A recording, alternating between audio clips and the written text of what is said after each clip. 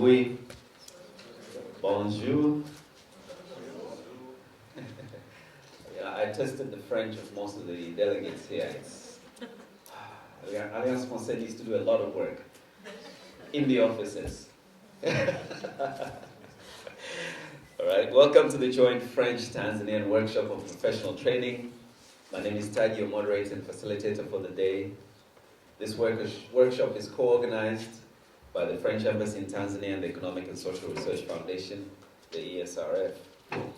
Ladies and gentlemen, the aim of the workshop is to address together, and I stress together, skills challenges for Tanzania's development, and we shall be sharing practices of the public, the private sector locally, and learning from the extensive experience and expertise of the French Professional Training Agency.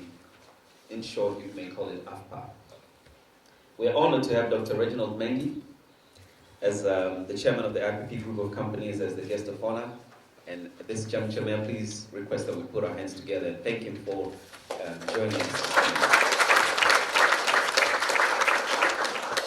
Our two gracious hostesses are Her Excellency, the Ambassador of France to Tanzania, Mrs. Malika Berak. Please also acknowledge her presence.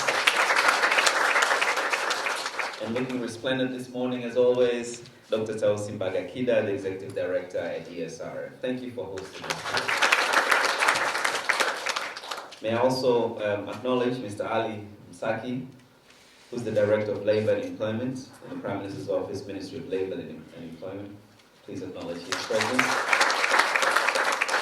There are many distinguished dignitaries seated on the floor, and I hope that each speaker will in turn take a minute to acknowledge the relevant persons in the room. So ladies and gentlemen, we've already gone over the program, so we don't need to do that anymore. Let's begin with welcome remarks, and may I please welcome Dr. Tausi Kida with your hands, the Executive Director ESRF, for her remarks. Karibu sana.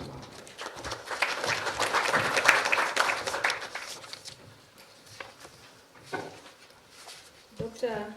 Reginald Mengi, founder and executive chairman of IPP Group and chairman of Tanzania Private Sector Foundation, Her Excellency Mrs. Malika Berak, Ambassador of France in Tanzania, Dr. Tonia Kanderio, Resident Representative of African Development Bank in Tanzania, representative of development partners present, all government officials, staff of French Professional Agency, representative of Tanzanian private sector present, member of media group, distinguished guests, ladies and gentlemen, good morning. On behalf of the Board of Trustees, management and staff of Economic and Social Research Foundation, I would like to take this opportunity to welcome you all to this joint French-Tanzania workshop on professional training. We at Economic and Social Research Foundation are delighted to collaborate with you, Honorable Guest of Honor, in this very special occasion. As you have already been informed, the aim of this workshop is to provide a platform for sharing views and experiences in the area of human resource development, especially the challenges and opportunities for skills development and professional training in Tanzania. The workshop is being organized jointly by Economic and Social Research Foundation, a national think tank in Tanzania, French Embassy in Tanzania, and African Development Bank country office in Tanzania. The workshop will characterize by two major elements. First, a rich mix of private sector representatives will share their experiences with regard to their practices in addressing skills challenges facing their companies. Secondly, the workshop will benefit from participation of 4 experts coming from France Professional Training Agency, AFPA, who will share their over 60 years of worldwide experience in the area of professional training and skills development. Ladies and gentlemen, looking at the objectives of this workshop and the prominence of participants attending the workshop, you'll see and agree with me that today's event promises to be an invaluable contribution in addressing a challenge of skills shortages characterizing Tanzania labor force. This is especially important in light of country's new industrialization drive. One of the key challenges facing industrialization in Tanzania is obtaining labor with the required skills. The private sector in Tanzania sees many opportunities, yet faces many constraints. The shortage of skilled labor at all levels is one of the most serious of those constraints. My role this morning is to extend some welcome remarks to you all to the workshop. While I'm extending the welcoming remarks, allow me to inform you some of the important interventions that Economic and Social Research Foundation has been undertaking in addressing the challenge of skills shortfalls in our country. In recent years, the ESRF has been organizing forums for stakeholders to discuss the challenge, skills, and professional development in Tanzania. One example of such forums including Vocational and Technical Training Education and Technical Education, VTech Africa 2015. This high-level Pan-African conference took place in March 2015, addressed vocational, educational, and technical training for oil and gas industries across Africa. The conference was organized by ESRF in collaboration with Getting Edge Limited from UK. Also, in October 2015, ESRF organized a public seminar on the theme Building an Effective Technical Training Program in Oil and Gas. The objective of the seminar was to provide an overview of challenges of training entry-level technical workers, developing an understanding of factors critical to technical training programs, introducing practical approaches for program design and implementation. Also, since July 2014, ESRF collaborates with USAID in implementing a 5-year capacity development program for academic and technical training. In this program, known as participant training, the ESRF provides students with administrative and logistical support in a bid to facilitate entry to technical training abroad. ESRF also has been involved in undertaking policy analysis in the area of skills development in our country. For example, in 2014, the foundation published a paper titled Declining Quality of Education in Tanzania, Suggestion for Arresting and Revising the Trend. This paper was published as one of the background papers for preparation of Tanzania Human Development Report 2014. And this year, we are in the process of working and publishing another paper titled Education Foundation of the Development of Skills and Productive Capacities in Tanzania. Ladies and gentlemen, the private sector is one of the important players and an engine of economic growth. The sector is vital to address the challenges of unemployment. The foundation recognizes the importance of creating a dialogue between private sector and other stakeholders of economic development in order to promote sector-led economic growth. We understand also more investment in training is important, probably more than anything else. Proper training in various sectors require expertise, thus massive investment in education to achieve highly trained personnel to meet the skills gap is needed. This presents a challenge where the industry is expanding rapidly or where experienced training or education resources are lacking. It is my sincere hope that your expertise and experience will enrich the workshop in this very important topic that will lead to the identification of short and medium-term priorities for the fifth phase government and private sector to be able to pick up and to work on them. Without further ado, once again, I would like to take this opportunity to welcome you all to this very important workshop, and I'm looking forward for very fruitful deliberations. Asanteni sana.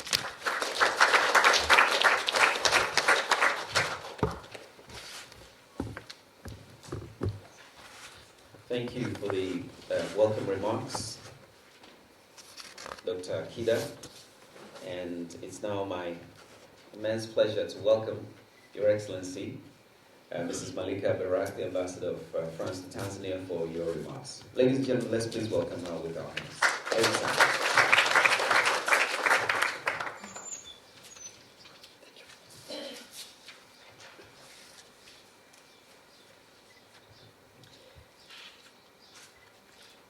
almost everything has been said, I have to say.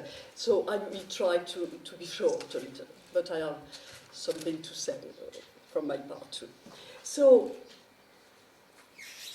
Chairman of Tanzania Private Sector Foundation, dear Dr. Reginald Mengi, dear Executive Director of Economic and Social Research Foundation, dear Tausi Kida, dear representative of Tanzania authorities and of international organizations, dear Tonya, I am happy to see you today, dear representatives of the Tanzanian and of the French companies, ladies and gentlemen. Yes, I am really happy to be with you and to welcome you today. And as we say in French, bienvenue à tous, and as you say in Kiswahili, karibuni vote. I am also delighted mainly for two reasons. First, the French Embassy is very honored to join to the Economic and Social Research Foundation, ESRF, to introduce the French-Tanzanian workshop on professional training today. From our point of view, for better understanding, it is key to be side to side as partners. So I would like to thank the Foundation and especially you, Dr. Tausi Kida, and your very efficient team to host the joint workshop today. The Foundation Hall hosts many events, and each time, as many of you have probably experienced, it's a high-value contribution to the dialogue and to raise awareness on important issues for Tanzania development. So, Dr. Kida, thank you for that.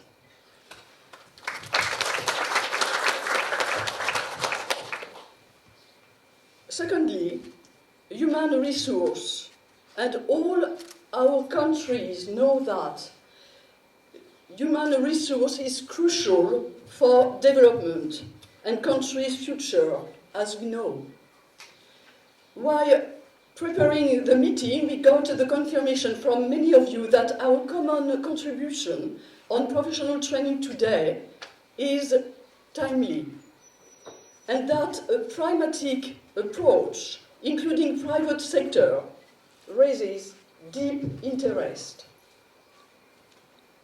What is the purpose of our meeting today? It's all about sharing expertise, sharing experience, and sharing a vision to help to take action.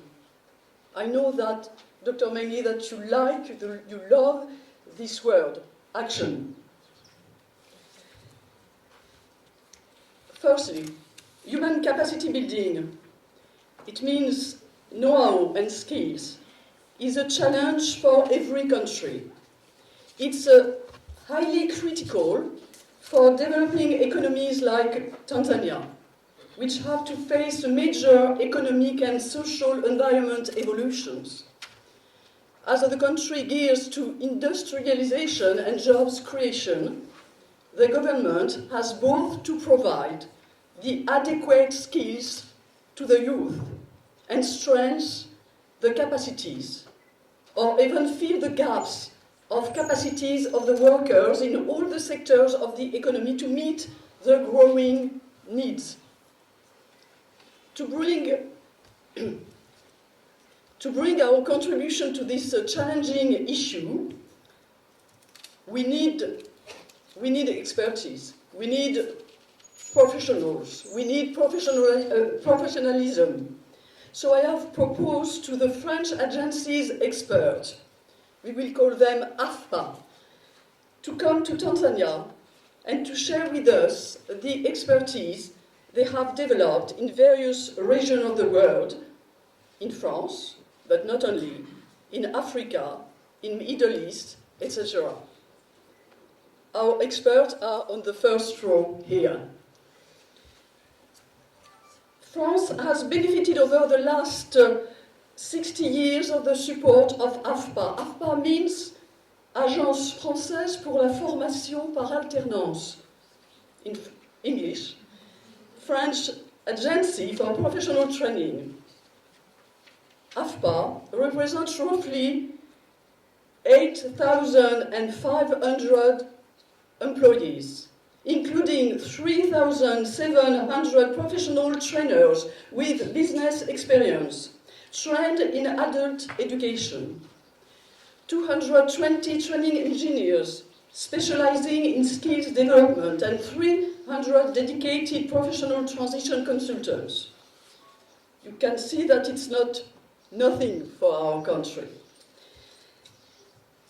AFPA is a non-profit association committed to providing qualifications to working-age people, job seekers and employees, and to helping business companies to improve their competitiveness.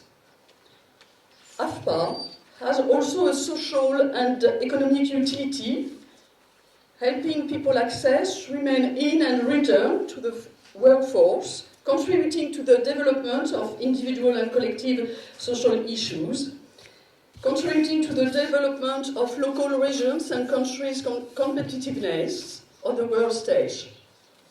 So, I am convinced that AFPA representatives present with us today will help and boost our thoughts, share ideas, and track records. Secondly, the business company, both French and Tanzania, are also resourceful to address the gaps of skills. Some of them will take the floor today to share their experience and provide additional and operational ideas. Some of these major companies are represented here today. Thirdly, in order to address skills-related challenges in job creation and economic growth, the Tanzania government, with the contribution of the private sector and the support of development partners, has finalized a national skills strategy as well as a national plan for productivity in key economic growth sectors for the next 5 years, focused on vocational training. We will hear with a lot of interest about this strategy and the way private sector can be more involved. Through this workshop, Tanzania authorities, Tanzania private sector, French companies, international development partners, and professional training stakeholders will have the opportunity to exchange their view, express some needs, present good practices, and advocate more room for the private sector. Private sector, again, you know that really it's our topic. In order to address the challenges of adequate skills and human capacities for Tanzania industrialization and development. Our today's exchanges and findings will feed our thoughts and help the Foundation, ESRF team, and the French Embassy to draft a joint policy paper. It's important for us to leave this trace, I would say, in French. A personal appreciation, in my view, foreign languages and the soft skills should be taken very deeply into consideration. As a cross-cutting issue, they both contribute to set up the mindset, set up the standards. They are two important keys for capacity building, foreign languages and soft skills. For instance, those two keys are crucial ingredients for tourism. In France, we have welcomed last year 85 million of tourists.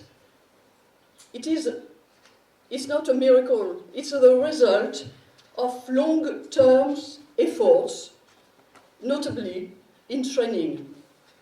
And we can imagine that in such a beautiful country as Tanzania, tourism also should be a very important driver of the economy.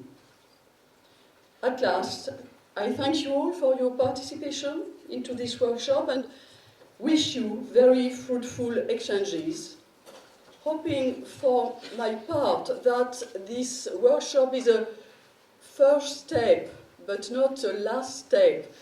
After exchange, sharing views, we have to act, Dr. Mengi. So thank you. I thank you all, and now I am very happy to leave the floor to Dr. Mengi.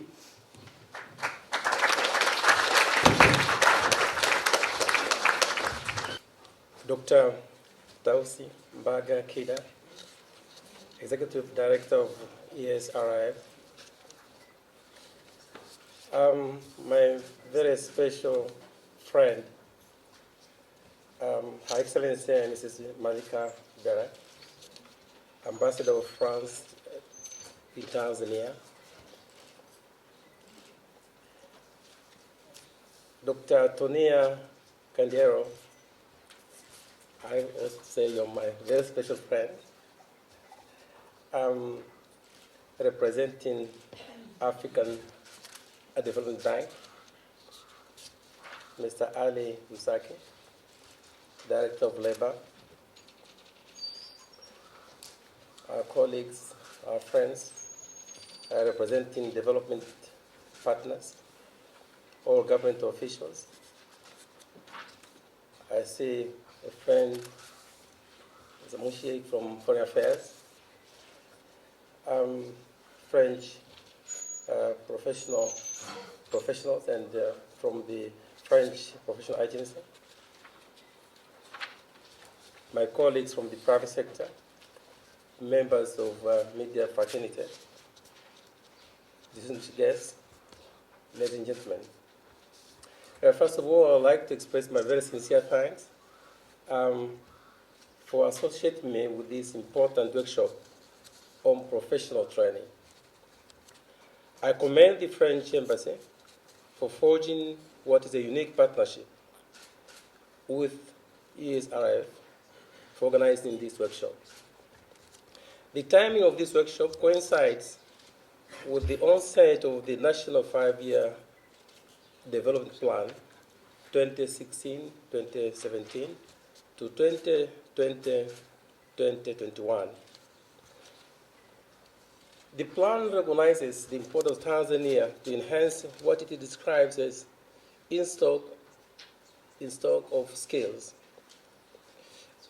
with a view to better utilize its national resources and to optimally exploit both in comparative and competitive advantages by targeting technology-intensive production systems. It is clear, going back to the Tanzania development vision of 2025, that the government is well seized of the importance of developing appropriate skills and quality education that promotes creativity, innovation, and problem-solving strategies. Moreover, one of the central attributes of Vision 2025 is for Tanzania to become a well-educated, learning society. Both these realizations stem from the reality that all countries, developed and developing, are continually challenged by new dynamics that cut across the social, political, economic, and technological spaces of development. The role of skills as a key enabler and driver of appropriate response to these challenges is thus deemed critical. And the rationale is very simple. The production of high value-added and high-quality goods and services that contribute to higher economic growth, jobs creation, and improved living standards crucially depend on the quality, width, and depth of skills in the society. One of our common national transformation shortcomings in the past has been the articulation, determination of what to do and not how to do it. We have been good at pronouncing our goals and programs, but inadequate at structuring concrete implementation plans, their funding, and institutional arrangements for execution, supervision, monitoring, and evaluation. Notable in the weakness has been the absence of a well-defined collaborative effort or partnership between the government and the private sector. Many times we are told and we hear that private sector is the engine of economic growth. But sometimes I wonder whether anybody puts enough oil in that engine. In this aspect of skills development, one notices commendable departures from past approaches. For example, the Planning Commission study, June 2014, on national skills development to facilitate Tanzania to become a strong and competitive economy by 2025 has been well developed. It not only projects the targets of skilled labor force at the professional level in all the vital sectors of the economy up to 2025, but also outlines the capacities available as at 2012-2013 for the production of some of the professional labor force and the skills deficits and occupational skills mismatches as deemed by different industry players. Such a study offers important inputs into shaping and reshaping the curricula of our universities and professional institutions of higher learning, such as the Institute of Finance Management, the Tanzania Institute of Bankers, Tanzania Institute of Accountancy, Mweka Wildlife College, Public Services College. Importantly, it also provides an objective basis for determining the developmental state role of the government in funding higher learning institutions, as well as allowing private higher learning institutions to align their training programs with national development objectives and market demands. This area of enabling public and private institutions of higher learning to align their training programs with national development plans and market demands is of critical importance.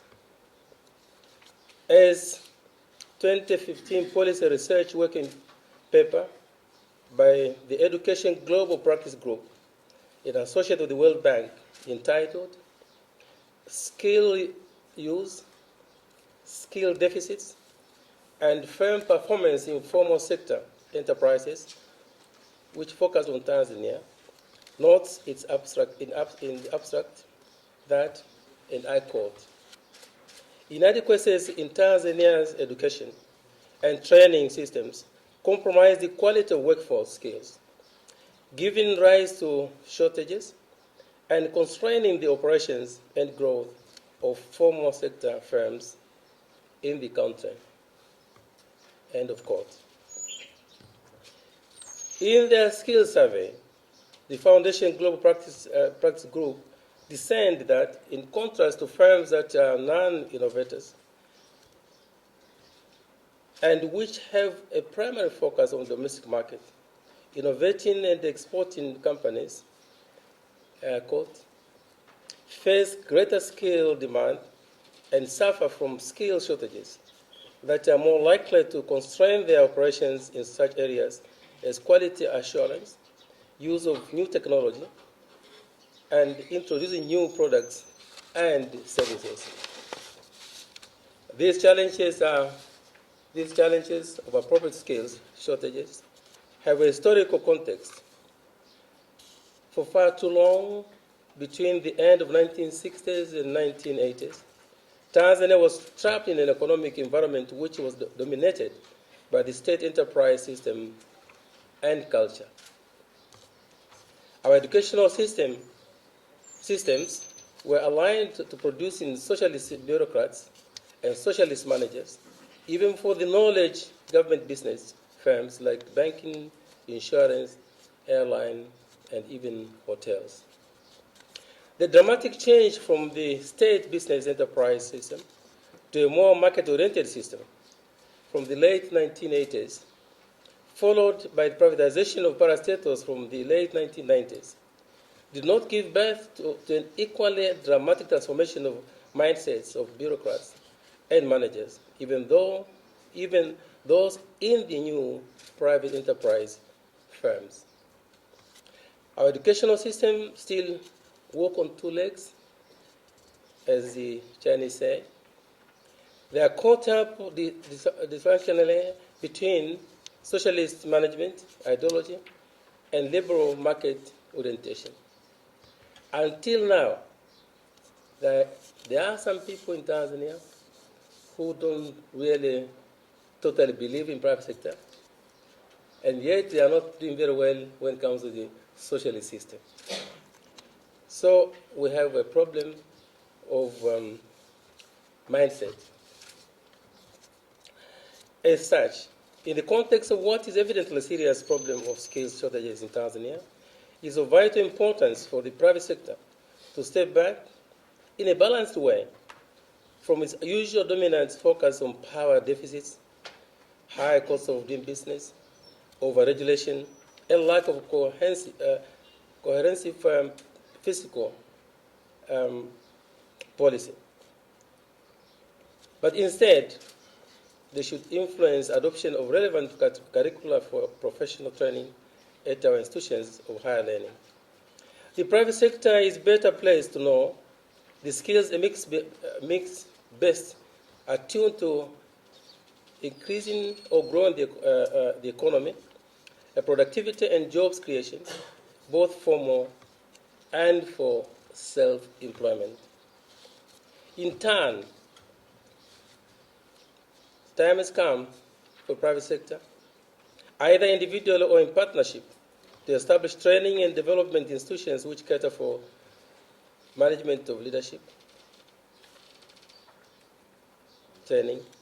It must change its outlook and view training as a shared responsibility between the government and the private sector.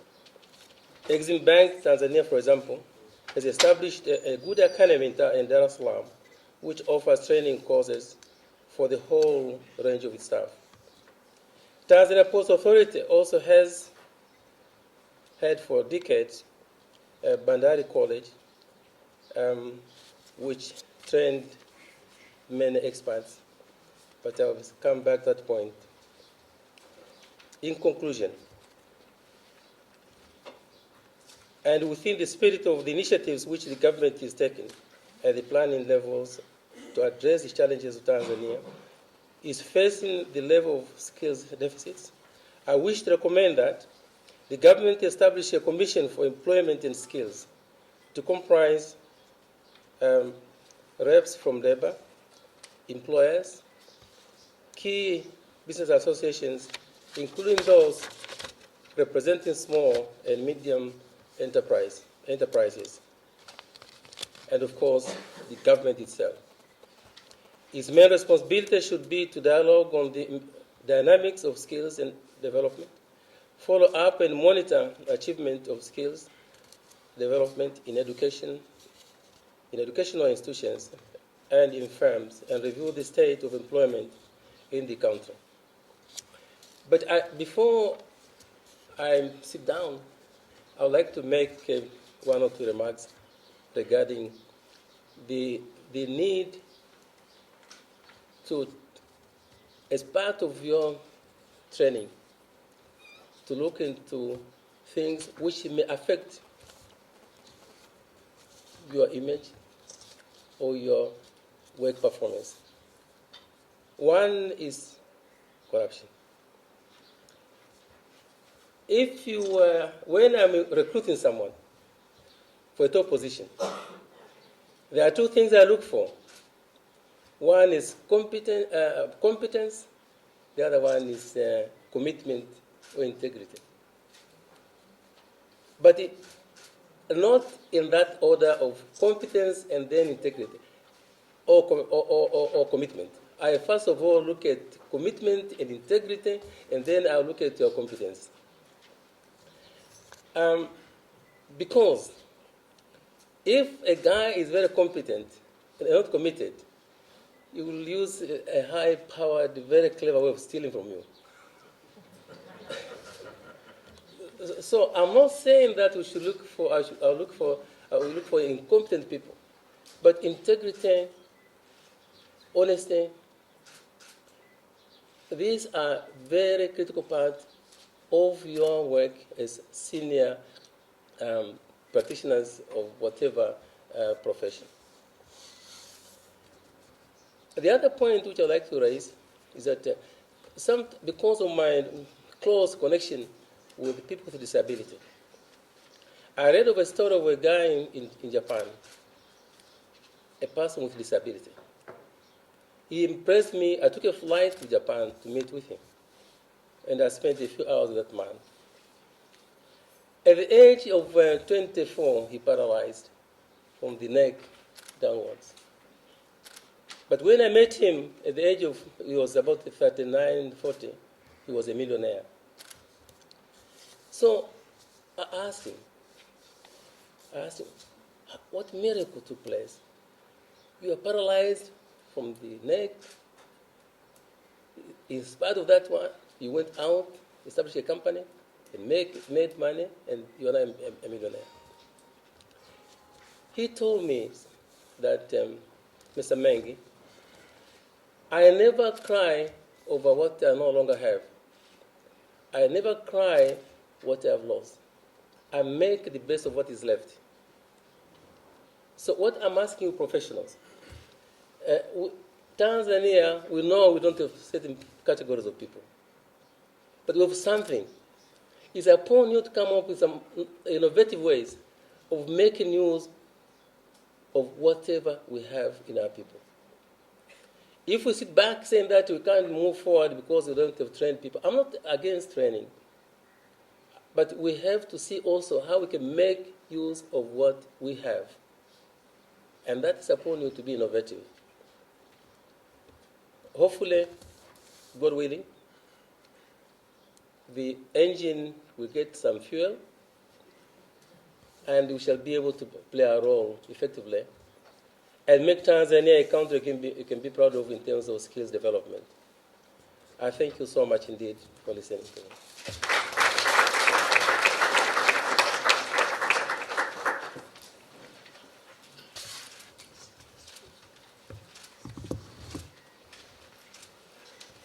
Well, thank you for acknowledging our chief guest.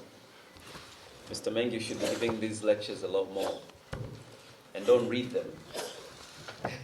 I think you have very impactful stories within yourself, and that was very inspiring to hear from you. In fact, I had prepared very heavy words to introduce you, but I think you were well introduced by the ambassador. So we'll move on. And before I welcome Mr. Isaac Kiwango, before I welcome the next speaker, may I please introduce the experts? As you've been hearing about them so much, I think it's a good idea to put a name to a face. And let me begin with Mona Lise Mahe, who's the International Business Development Manager. Thank you very much. Karibu. Welcome. May I introduce, I'm beginning with the ladies, Veronique Dunod, who's a vocational training director. And next we go to Naji Brigui, an international development manager. I'll go deeper into their bios later. And Fabrizio Paloni, who is a project manager. All right, thank you very much. It's we'll be engaging with them into the next session as soon as we're done with this first session here. All right, so let's move on, ladies and gentlemen, and let me welcome the next speaker, Mr. Ali Msaki. I believe you're ready with your presentation. Director of Labor and Employment. Ladies and gentlemen, let's please put our hands together.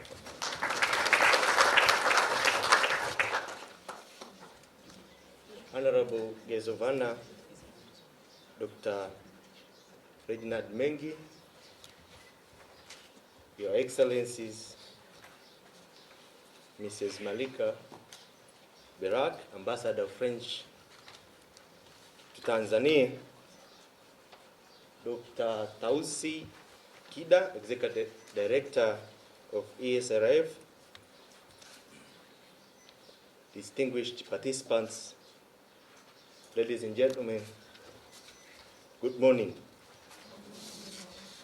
Let me introduce myself again. My name is Ali Msaki, the Director of Employment from the Prime Minister's Office, dealing with labor, youth, employment, and people with disability. I'm here today to represent my permanent secretary, who was supposed to be here this time, but he could not be able to be with us today.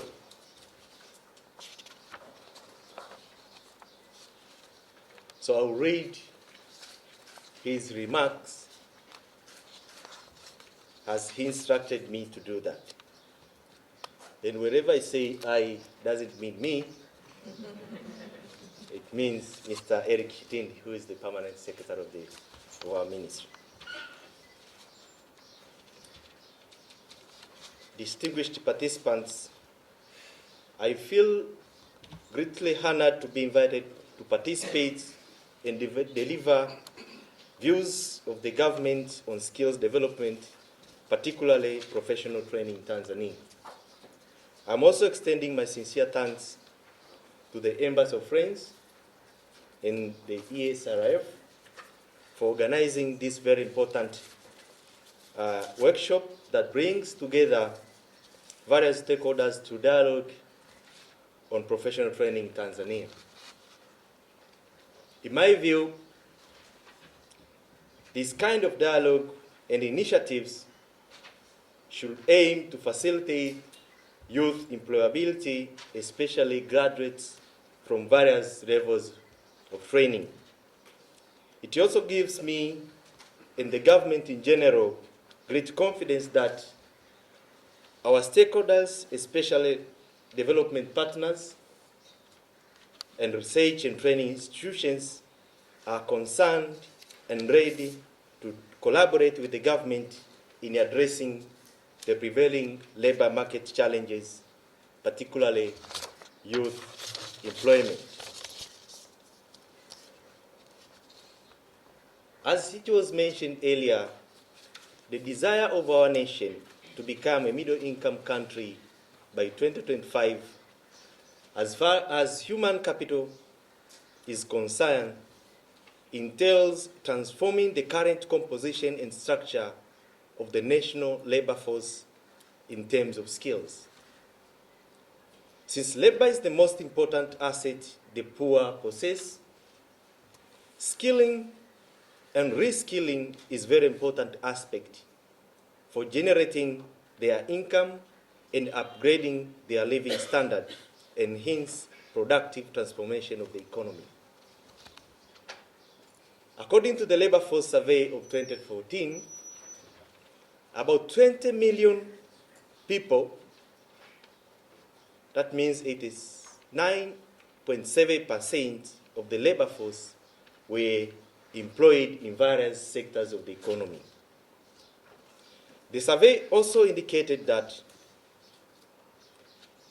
about 79.9% of those who were employed, they had low skills level.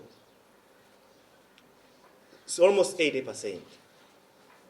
So to become a middle income country, most of the researchers are saying that we need at most 54% of the labor force to have the lower skills level, not more than 54%. But ours was almost 80, 79.0. And also, for the middle skills level, the semi-skilled, the labor force survey showed that it was 16.6% of the labor force had middle skills level. And for the middle income country, also researchers say that to become a middle income country, a proportion of your labor force at least should have 34% should have middle skills. But ours, by 2014, it was 16.6%. The same survey shows that 3.6% of those who were employed had higher skills level. But again, for a middle income country, they are also saying that the researchers say that we need to have at least 12% of the labor force to have higher skills level. So you can see the picture of our labor force with regard to skills development. Therefore, enhancing labor market competitiveness of the unskilled workforce, or facilitating the shift of the structure and composition of the national labor force, of which majority are engaged in subsistence agriculture and the informal sector. If you look again at that survey of 2014, the labor force survey, it was shown that 66.3% of the labor force is engaged in agriculture, such subsistence agriculture activities. And 27% of the labor force is engaged in informal economic activities. That means it has got something to do with the skills, because the 80% of the labor force has got lower skills.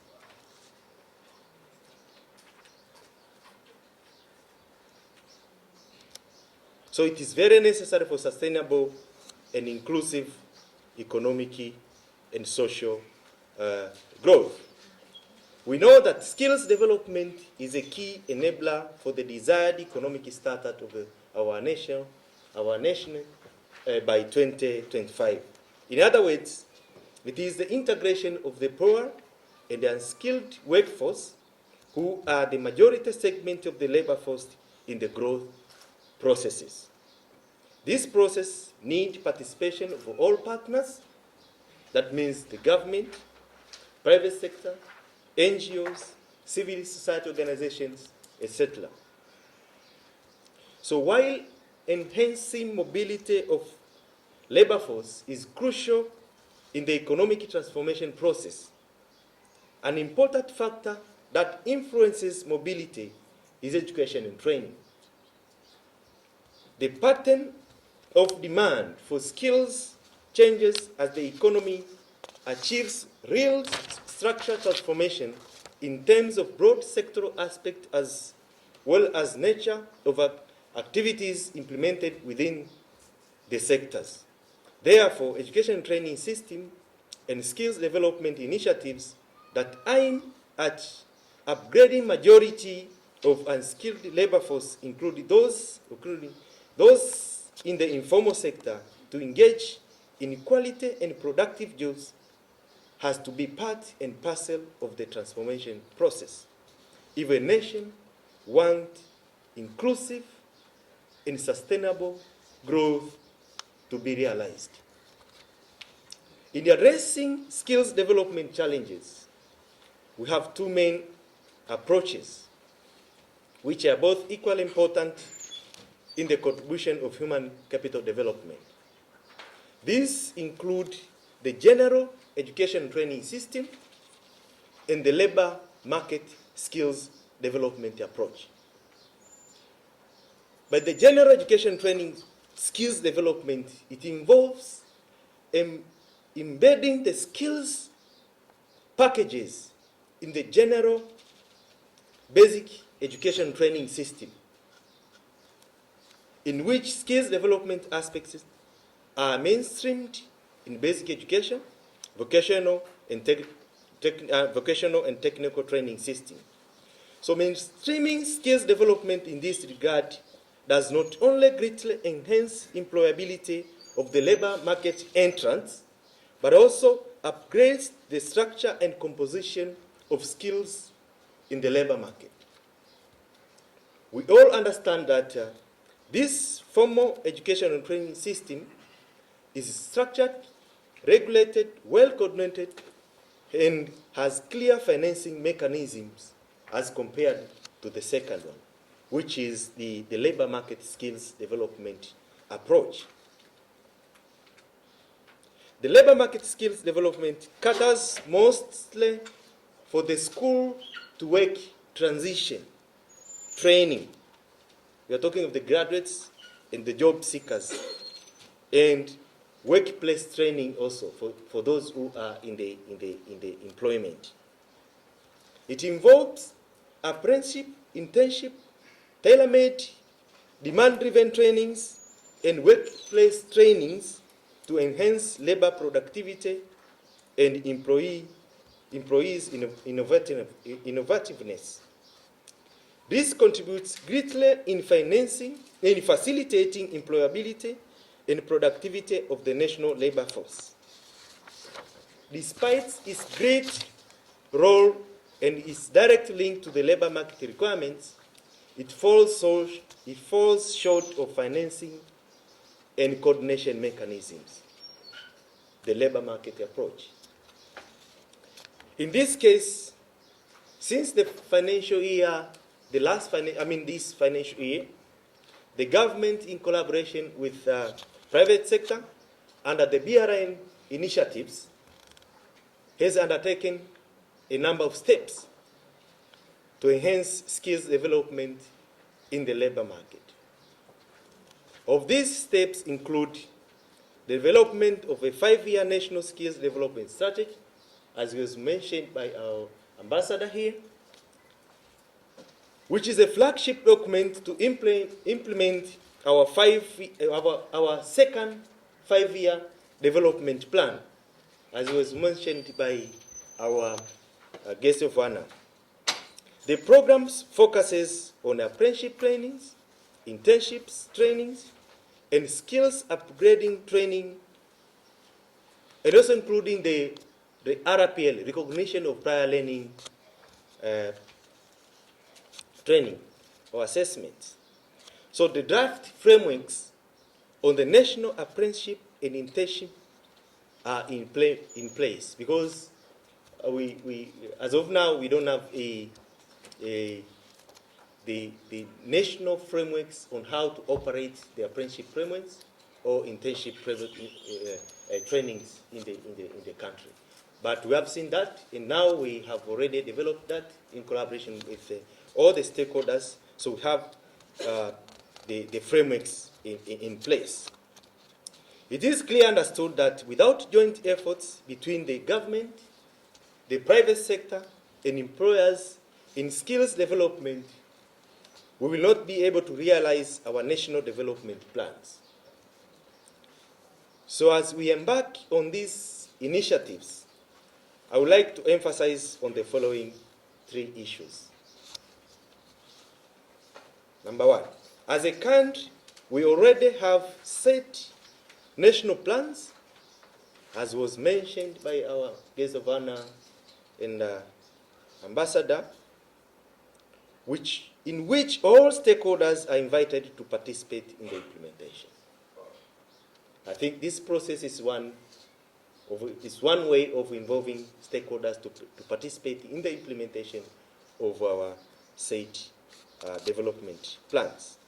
Second, the private sector has a crucial role to play in the implementation of these plans, specifically in the skills development strategy, which we were developed in this financial year.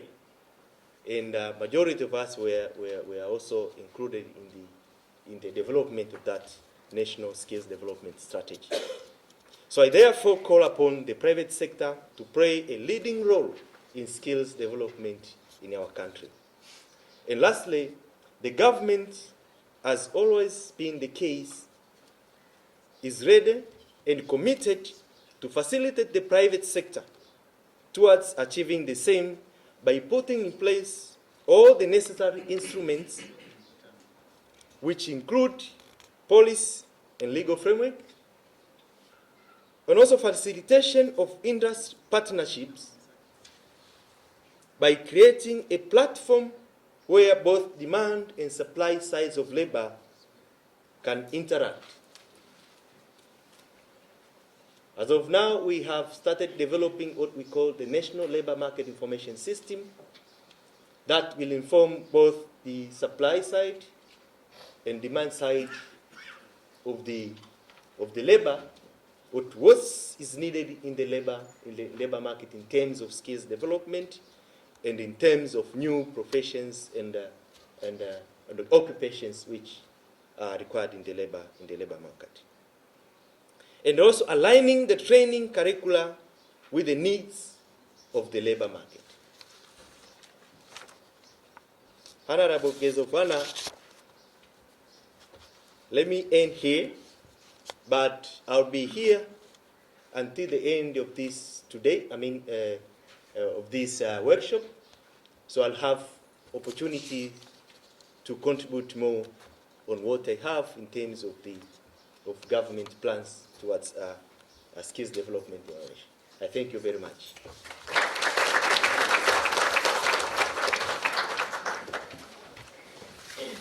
Well, Mr. Msaki, you could feel the room listening to you very attentively, and I think some of the issues that you came up with, I'm not sure if everyone is aware of them, but very happy to hear such great progress with the government. And so we thank you that you're going to stay here the whole day, because we certainly need you to answer so many questions and take part throughout the workshop. So, ladies and gentlemen, let's move on. It's a very interesting morning. We're doing well with time, but I think we might just overlap by 15 minutes, which is not too bad. I have two other presentations that I'd like to welcome right now. And before I do that, I'd like to let you know, please take a look at the screen. If you're on Twitter, and if you've already logged into the very reliable Wi-Fi, please keep the conversation going. And so if there are issues that you're bringing up on Twitter, we might also get comments from your colleagues, wherever they are, all over the world, in fact, and so we'll continue sharing the experiences. With that said, let me welcome the representative from the Tanzania Private Sector Foundation, and that is Mr. Isaac Kiwango. Please put your hands together for him. He has a presentation, and we'll be taking a look at the screen. After Mr. Kiwango, we'll hear the keynote presentation this morning. In the meantime, welcome, Mr. Kiwango. Thank you, Taj. I'm not sure whether this is the keynote, but I'm here to represent the next one, to represent the views of the private sector. First of all, by way of introduction, my name is Isaac Kiwango. I'm here to represent the Executive Director of TPSF, Mr. Geoffrey Sembeye, who is out of the country on duty. So I'll be representing the views of the private sector. And first of all, Your Excellency, Ambassador Malika, Chairman of TPSF, Dr. Reginald Mengi, Mr. Ali Msaki from the PMO, ladies and gentlemen, my views are those of members. TPSF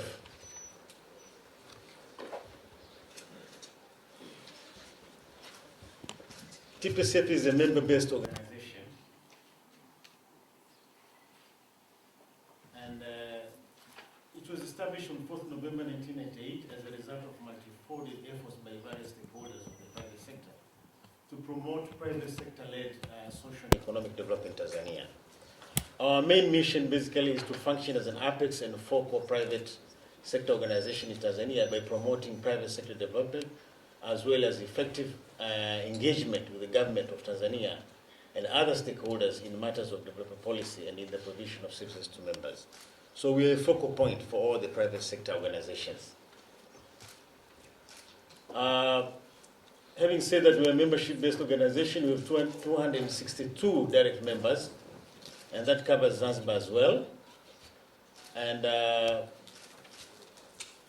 our members include associations like the big ones like TCCII, CTII, TCT, as you can see on the board, and even some corporate members, as you can see, like Vodacom, Airtel, all the big players in the private sector. They're all members of TPSF. Next. Our main role basically is to advocate, as mentioned in the mission statement, is to advocate for the private sector-led development. And we basically advocate in the areas of physical infrastructure, quality of the workforce, and that's why we're here, and many other areas like legal and regulatory regimes, creating a conducive working environment, business environment, access to finance. All those areas are the areas of interest for TPSF. So those are the areas where we advocate. So I'm here to represent the views of the private sector. And basically when we got this invitation, we did a small unscientific poll. We asked our members what are the challenges that they're experiencing. Because as private sector organizations, we are on the demand side. We represent a significant component of the segment of employment in the country. So we asked them, what should we say in this forum? What are the challenges as consumers of skilled labor from the supply side? The first one that came out was that there is a disconnect between training institutions and what is happening in the market. The requirement of the market, as mentioned by earlier speakers, the curricula are not aligned to the requirement in the market. What you get, the supply is not really aligned in the sense that the skills that are being developed by the training institutions are not the ones that are required by the market. So there's a disconnect. The two are not talking to one another. So there's a need for the supply side, that means the training institutions, and the private sector to sit together and harmonize supply and demand. The second challenge they mentioned is the forgery of certificates and documents. This is rampant across. I don't know, it could be because of the pressure of employment. Demand supply is too high vis-a-vis demand. So due to that pressure, there's this problem of forgery of certificates and documents. Many of our members are complaining about that. So, and this is on the technical part of it. However, the private sector has many mechanisms to root this one out. For instance, in the banking sector, this is a problem.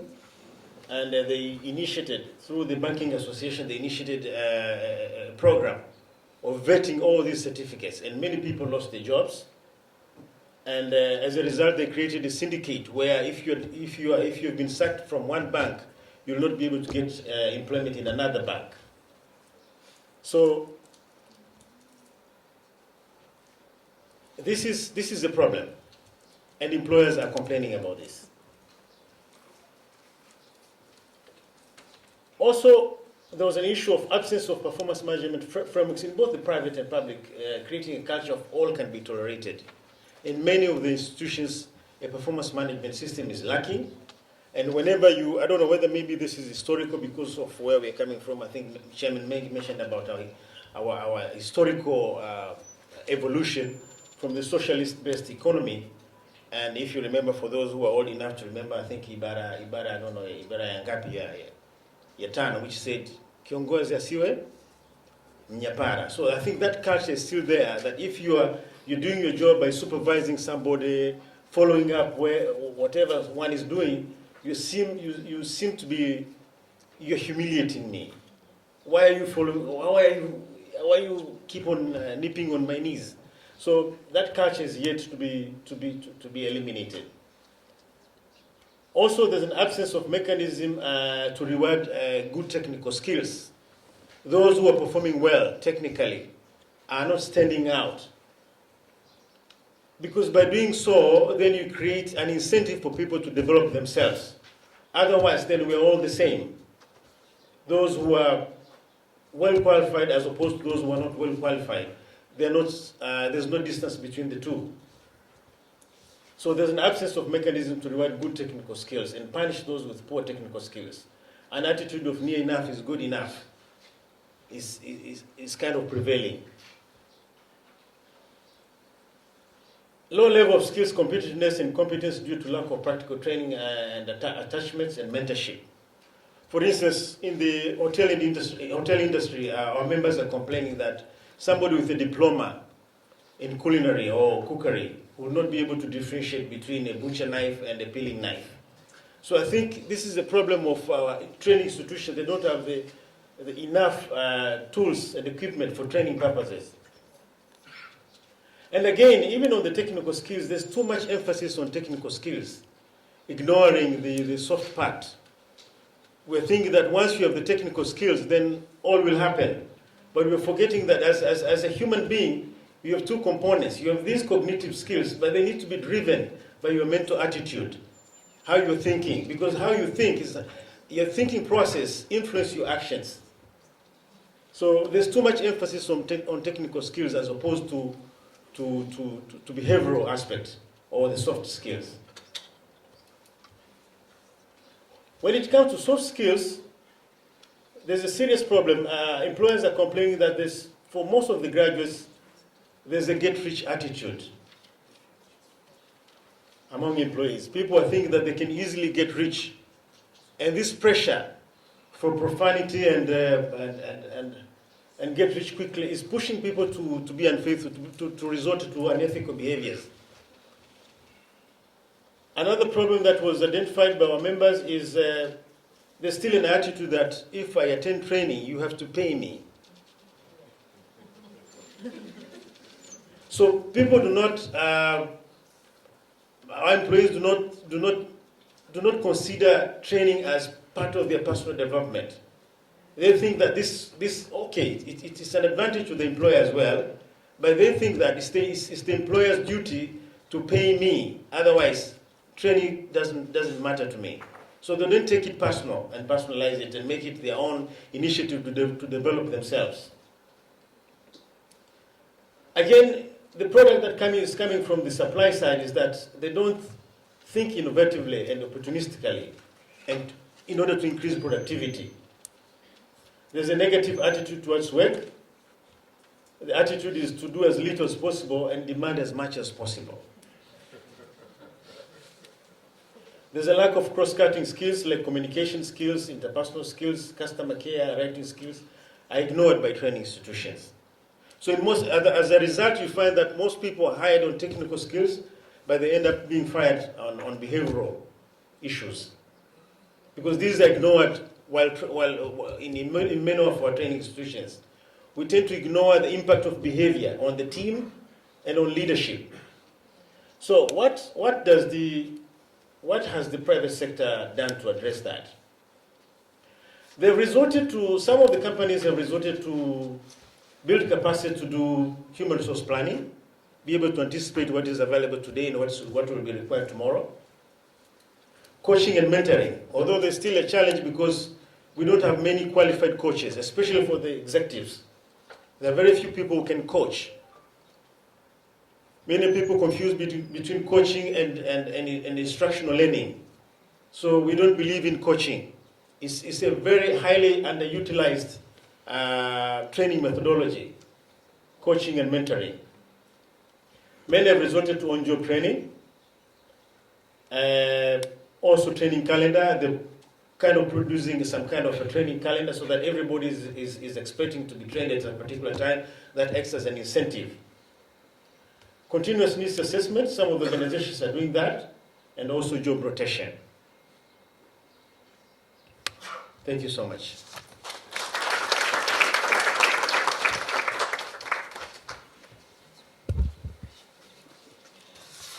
Thank you very much, Mr. Kiwango. I think those are challenges that we'll be picking out throughout the rest of the day today.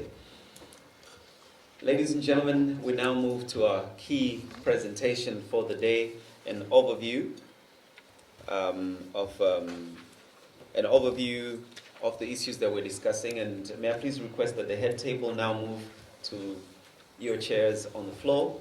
In the meantime, please may we give our attention to Dr. Machumu. Karibu sana.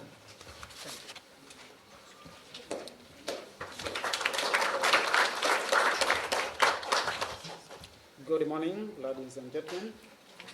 It's my honor to stand before you this morning to make a short presentation on professional development in Tanzania.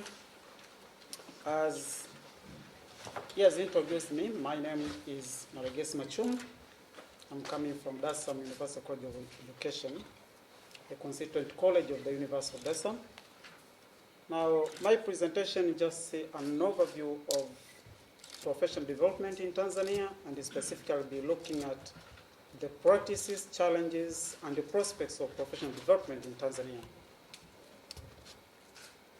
Yeah, perhaps to start with, that is the outline of my presentation. You can just, I will have the overview of professional development in Tanzania, but then it's good also we look at the concept of professional development, because it has been understood differently by different people, and that has an impact on the way we look at it. But then we want to see actually why do we need professional development? Why emphasis on professional development in Tanzania? But then we look at the initiatives so far that have been existing, that have been taken by the government to ensure that its labor force becomes well trained. And then we'll also try to see the available practices. How is professional development provided in Tanzania? And then finally, we'll try to see the challenges. What is it that should be done, if at all? We have to improve the training packages of our people. We want to have skilled labor force in Tanzania, but then what should we do? Perhaps let me start by saying that, in fact, the importance of knowledgeable and highly qualified labor force is acknowledged, globally. In Tanzania, actually, highly qualified labor force is considered to be an engine for economic development. And since independence, the government of Tanzania has been committed to ensuring that at least the education, it improves the quality of its education system, so that at least those who graduate from the education system are well qualified and they have the skills that are demanded by the labor market. And there have been several initiatives in Tanzania to ensure that quality education is achieved. We have had policy initiatives, and most of them have been mentioned here. We have the education training policy. There have been also some strategies and the guidelines to ensure that the training is well supervised in the country. And then there have also been initiatives in terms of financial support from the government to ensure that its staff get adequate training, whether pre-service or in-service. But then there have also been establishment of institution to provide both pre-service training and in-service training. Now, with all these efforts, actually the government has recorded some achievement in terms of increased enrollment in schools. They have also increased admission of those who pursue different many areas of specialization in colleges. But again, there has also been the issue of increased individuals who accomplish their studies. Look at from the lower primary school through universities, actually the number of graduates has increasing from time to time. But one problem that remains undone is that while the government has committed itself to ensuring that at least its labor force is well qualified, there has been a challenge on the part of professional development. Now, what the problem has been is that while these efforts are being taken and a lot of investment are being done, yet it appears those individuals who graduate from universities, they seem to have skill deficit. There have been complaints from the employers that these people come with a GPA, good GPA, some have got first class, some have got upper second, but when it comes to the labor market, they fail to deliver. Now, there is a problem with the training system in Tanzania. Now, with that regard, then, something has to be done. That's why we need to take seriously issues related to professional development. But then, what is professional development? When we talk of professional development, actually, it may be understood by different people. And very often, it has been narrowly considered as in-service training offered to individuals who are already employed. But generally, when we talk of professional development, we talk of a package that involves pre-service training where an individual is prepared to get knowledge and skills in a particular career. But then it also involves the kind of support a person gets in the first few years when he or she gets employment, and this is what we call induction programs. And these are not very offered in Tanzania. So it is considered as if initial training is the terminal in itself. But these individuals who accomplish their studies, they graduate from universities, they need to be given some support from probably more experienced staff. For now, basically, they can work, and later on, they become familiar with their working environment. But then it also involves what we call continuous professional development. So there has to be a kind of ongoing programs for these individuals in terms of workshops, seminars, feedback, self-reflection, etc., to make sure that this person grows both academically and in his career. Now, why do we need to have this professional development? Research has already showed that there is skill gap among individuals who graduate from universities. That's one thing. But then again, the kind of environment where individuals work are constantly changing. We have new technology coming in. Then with all those changes, we can't for sure say the kind of training we got from during pre-service is enough. And of course, the research conducted on staff training in Tanzania reveals that most of the employees lack skills necessary for their day-to-day activities at their own job. And this being the case, therefore, there is need for us to be able to take this seriously, that we need to make sure that individuals during their pre-service training get the required knowledge and skills, but then those skills need to be nurtured to the extent that these people become useful in their workplaces. Can we proceed? Just go.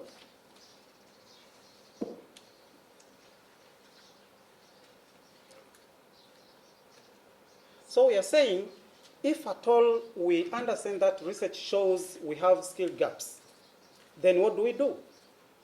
The best way is to ensure that we provide this profession training. Right from we improve the way we train our people in what we call pre-service training. We make sure that our curriculum are tailored to what the market demands. But then we need to make sure that we have qualified tutors, qualified staff in the universities, in the colleges, to the extent that at the end of the day, individuals who graduate from universities and colleges will have the skills that are needed by the market. But then, for that matter, we'll be able to improve the skills of individuals if we give them what we call these professional skills in the form of ongoing staff training, but also in terms of pre-service training, but also it helps staff to develop new knowledge and skills. Some of us might have started in those past times, but because the world is changing, then there could be new innovations that are coming, and then the skills you have become obsolete. Under that kind of circumstance, we need to undergo training, ongoing training, to ensure that we keep ourselves abreast with the new changes that are taking place in the world. But then we need also to improve performance. I mean, those who have received this kind of training, research shows they have improved their performance at workplaces, but then they also provide staff with the opportunities to grow in terms of their career. You completed your degree probably in accountants, but there's been new software coming which you're not aware. With the undergoing continuous professional training, you are more likely to get new knowledge that is coming, and for that matter, become useful in the organization. Now, what has been done in Tanzania? A close analysis of what is happening in Tanzania in terms of staff training reveals two things, that we have two approaches. One presenter said this one. First one is what we call pre-service training, and this is largely done by the government, but also in collaboration with the private sector, where individuals undergo some training for 1 year, 2 years, 3 years, and sometimes some professions require individuals to spend about 5 years during the training. But then the training varies depending on the area of specialization a person is pursuing. But largely, during this kind of pre-service training, the major focus is to prepare individuals in the career of their own interest. Just continue. But one key feature of pre-service training that individuals have been prepared to have theoretical knowledge, which sometimes cannot be applied directly in their work environment. So someone gets employed, just realize that he has to undergo some special training before this person could be given an office. So we say there is the pre-service training alone is not terminal to make someone an expert wanting the field. Then you have also the second approach. We use what we call in-service training. Now, in-service training in Tanzania has been not well understood, so to say, by many people. It is considered as if someone who has already been employed is given, is requested to attend workshops, to attend seminars.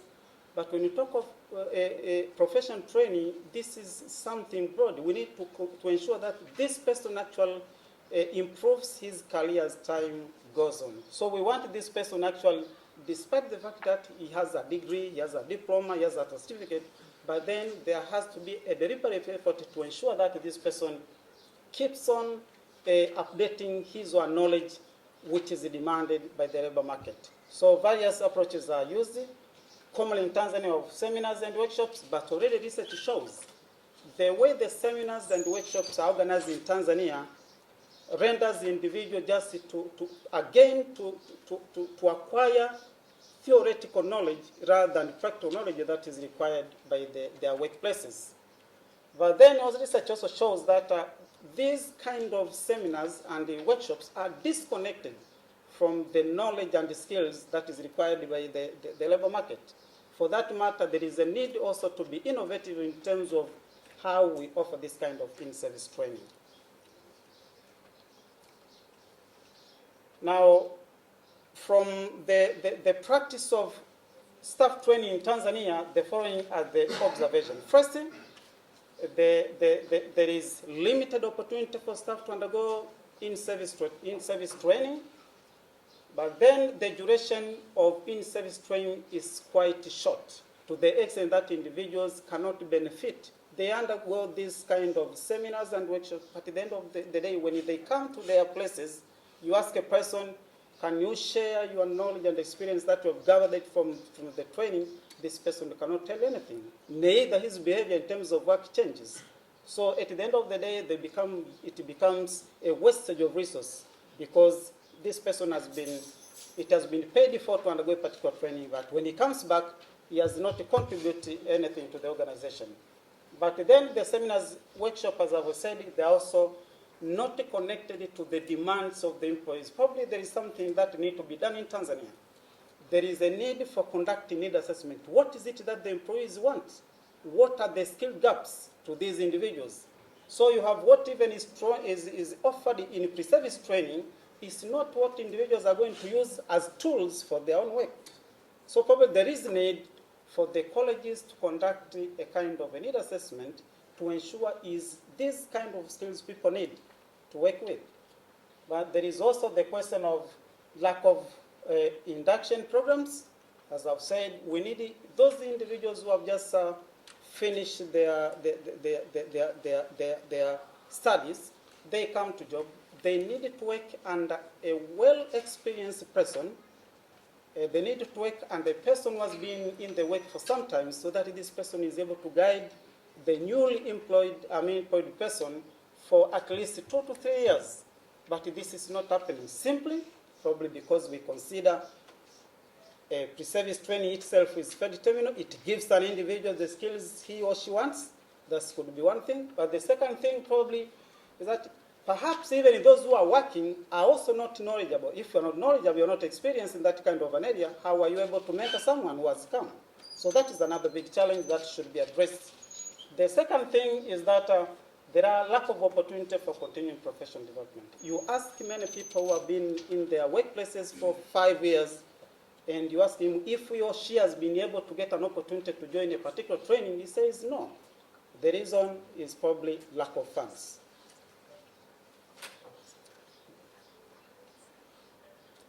Now, what have been the challenges of professional development in Tanzania? Staff training. One is related to the fact that the programs are not adequately supported and motivated. Supported in the sense that lack of funds has been a limiting factor to the extent that we don't support this professional training, although the government realizes they are equally important. But the second thing that they are not meted, individuals who are supposed to be undergoing this kind of training, they need to be given, there has to be some incentive. As for the case of Tanzania, in many departments, a person undergoes professional training, he completes that kind of training. When he comes back, there is no even promotion because of getting a particular certificate in that kind of training. And this has been a reason why most people don't want to join this professional training, which are important, but then because of lack of incentives, then they don't see its value. The other thing is lack of funds, and probably this is a very good forum because the government itself, the government alone cannot be able to do these challenges. And that's why its policies clearly state the need for the need for the private sector to participate in the provision of these staff training programs. Then there is also a need for, there is also a problem of poor coordination. In fact, research conducted in Tanzania revealed that these programs, professional training in Tanzania, is not well coordinated.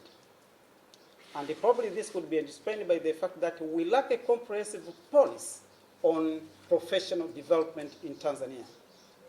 We need one. As things are currently, it's like every institution looks at the problem its staff are experiencing, then they offer some kind, but we need a kind of a comprehensive policy which will guide the process of professional training in Tanzania. But also there have been attitudinal changes, problems, like I've said. Individuals undergo this professional training, but when they come back to their workplaces, we don't see them changing their practices. Their day-to-day practices as far as their area of specialization is concerned, they tend to cling to the past. So there is that kind of hating new innovation coming in. And this is something that we need to address. If at all, we needed to help the labor market develop the skills and the knowledge demanded by the market. Now, lessons from the best practices from systems well-developed education system reveal the following. That one, programs, all professional development programs must be tailored to the local conditions. They must be able to address the needs of particular careers or vocations. So this can only be done if at all research is conducted. Then there should be also well-established guideline policy for professional development if at all we needed to develop our labor force. Then there has also to be a continuous program. There should be a serious attention to continuous program development, considering pre-service as a terminal, as if it is giving the labor force all the skills and all the knowledge they want. That is very deceiving. We needed to improve these people professionally and academically. Then there should be also an application of ICT in our workplaces, and some of these ongoing continuous programs could just be offered online. But because of various factors, including lack of electricity in various places and other things, the use of ICT has been very minimal in Tanzania as far as professional development programs are concerned. Now, what do I conclude from this one is that professional development, staff training is very critical for improving individuals pedagogically, skills and academically. But then they should also be adequately motivated, whether by individuals, whether by the government. Then we should join hands to make sure that our staff develop the skills and the knowledge they require for them to be effective in the organization. Then there should be an adequate budget for special training. I don't know what goes, probably a key person from the ministry would be able to tell, but if we can't budget for these programs, there is no way we can have them well implemented. There should be a budget for that. Then also there should be more opportunities for professional development, and then there is also a need for a comprehensive policy, a comprehensive guideline which will monitor the implementation of each development program, a professional development program that is undertaken in the country. Then finally, induction programs must be made part and parcel of staff training in the country. And this could best be done by identifying individuals who seem to be doing the best in our organization, and these are given individuals to mentor them immediately they get employed in the organization. I've been too fast, but thank you for your attention.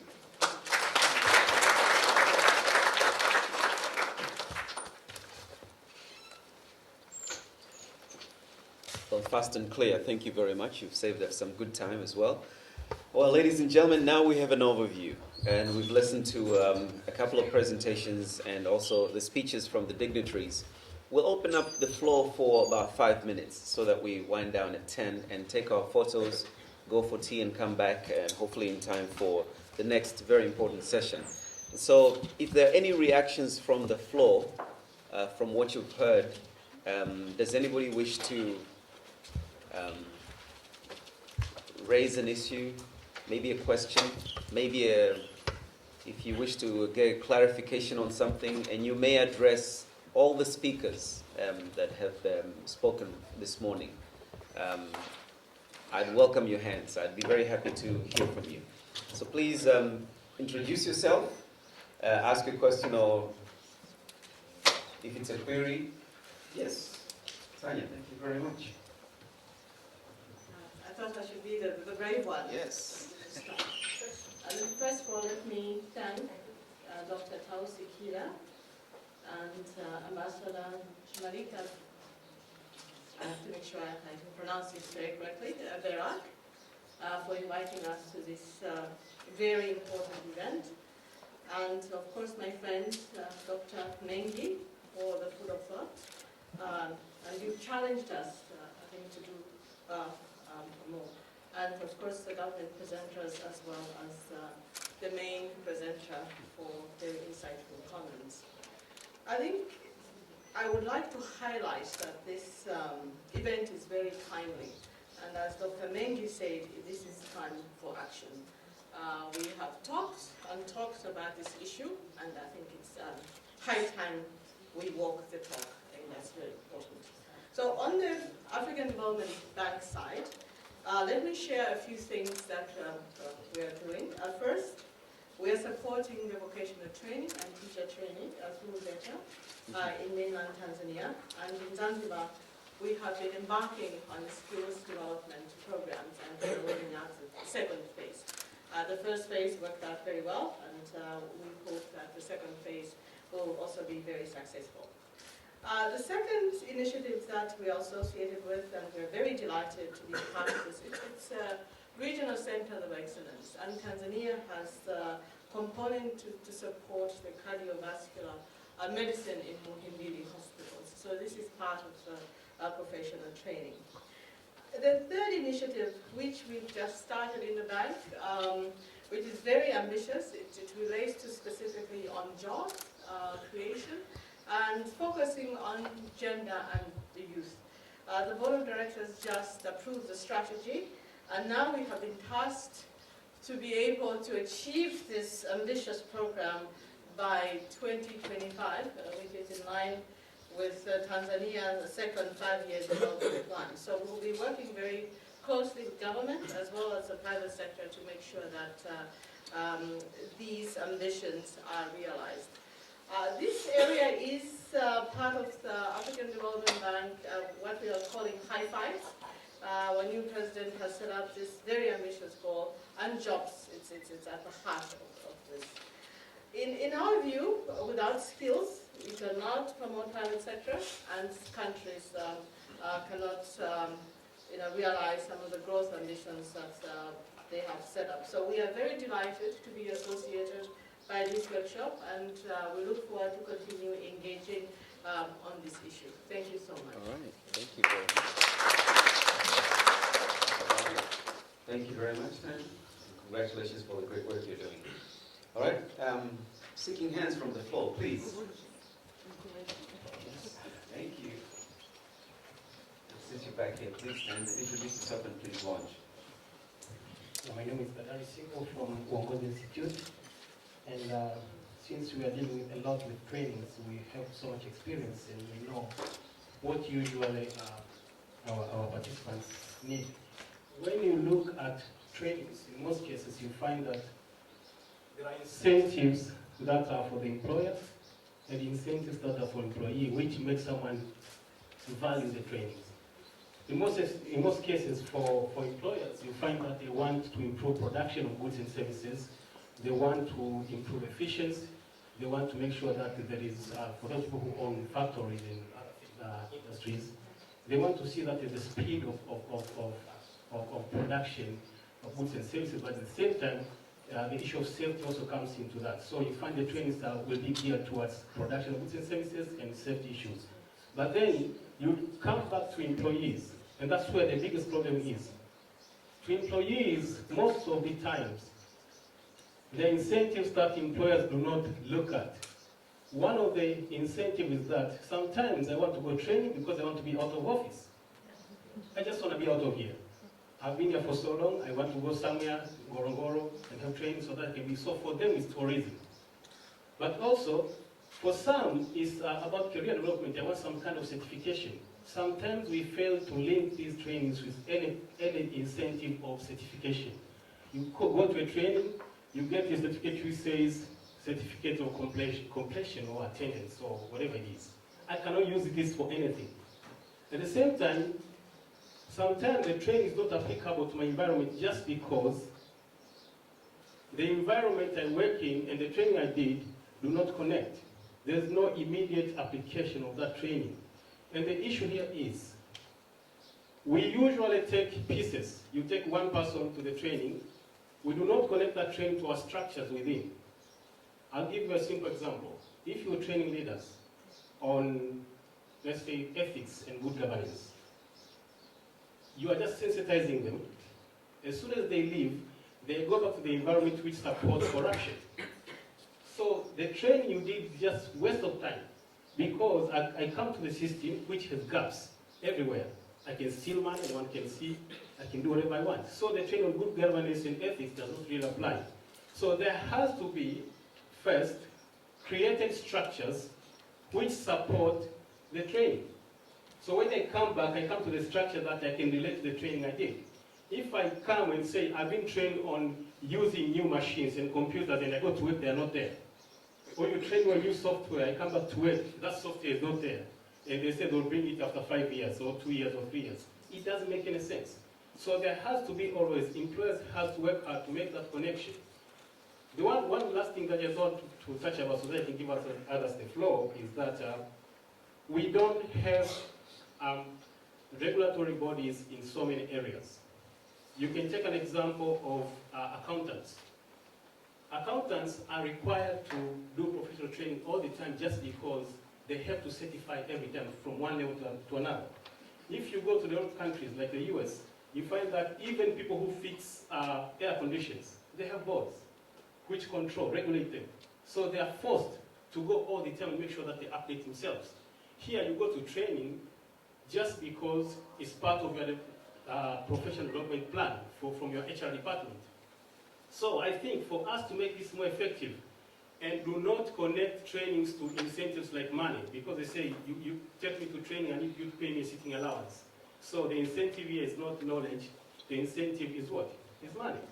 We have to make sure that employers have to play a role of making requirements that for you to get a promotion, you have to attend these trainings from this vendor or consultant or company or whatever it is, or institution.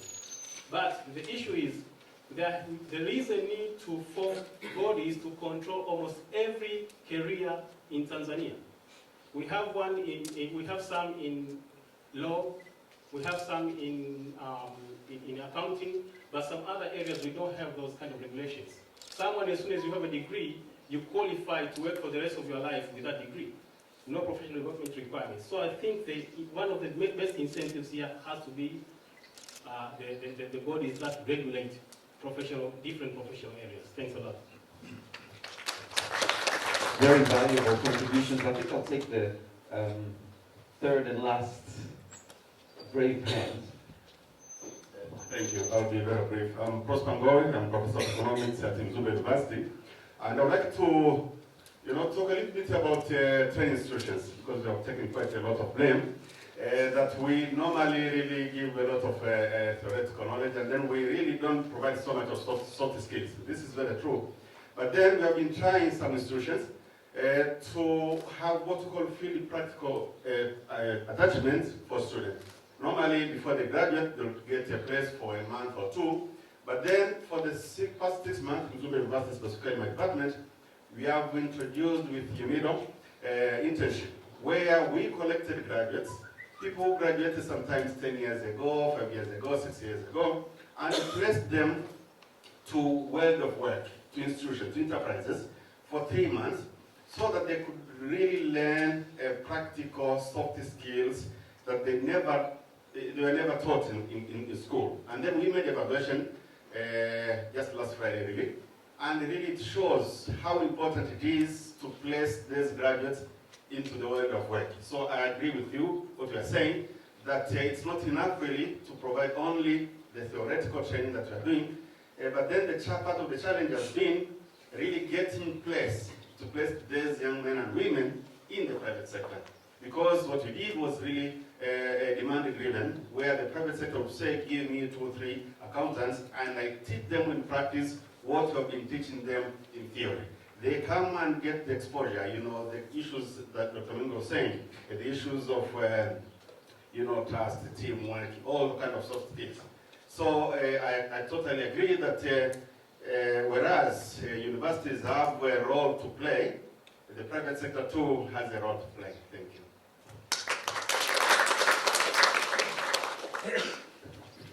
Madam, do you mind if I move this to the next session? Because I'm very excited to see the hands. Thank you very much for responding positive to all this. But the experts need as much time with their presentation when we come back. And let's continue to be as engaging as possible. Ladies and gentlemen, let me just draw your attention to the Wi-Fi password. We'd like you to actually continue the discussion on Twitter with your colleagues, amongst yourself. I mean, in the room, if you're on Twitter, if you're looking at what's going on, you'll see people making comments, you can link up.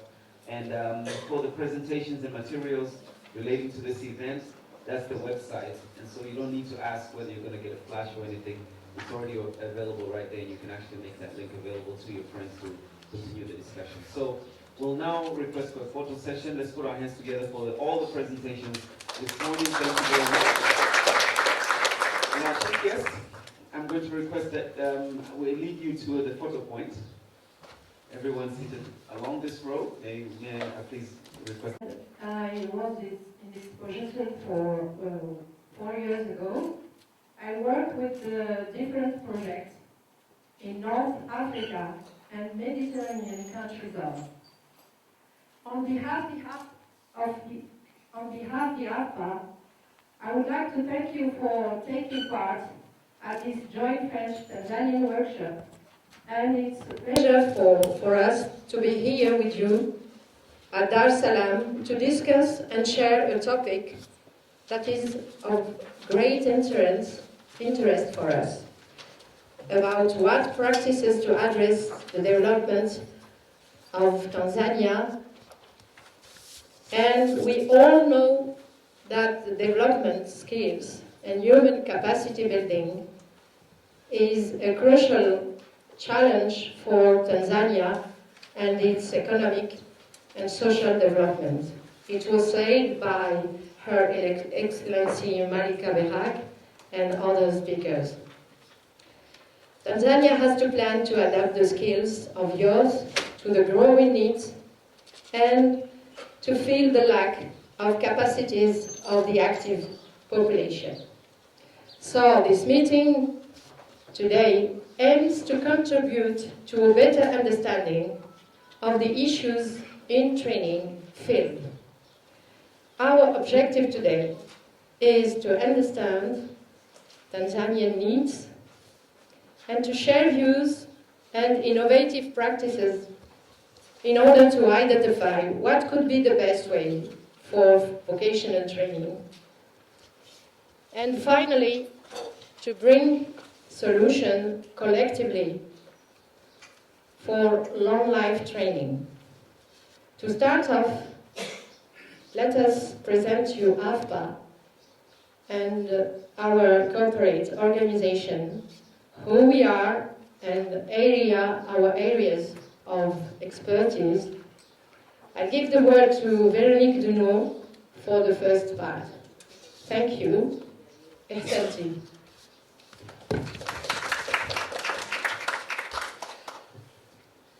Okay, hello to everybody. Before starting, I would like to present myself. I'm a French director of the Center Training Center. I'd like to thank for the invitation and our French ambassador and Dr. Tusi Mabaga for inviting us. It is very a pleasure for us, and I'm very proud to be here today. So, what can we say about AFPA? Because, of course, we are well known in France, but maybe less here in Africa, well, in Tanzania. AFPA is a leading operator in France and Europe and on international stage. Our values, unity and commitment. Our governance, just before the one, that's right, our governance, the AFPA has a quarter-party governance composed of public and private stakeholders. The French state, the social partners, the French districts and businesses. Our commitment: promote job training and qualifications as a path to professional success. Or enhance employability. To support and secure professional development. To contribute of bridging the gap between non-qualified and qualified workers.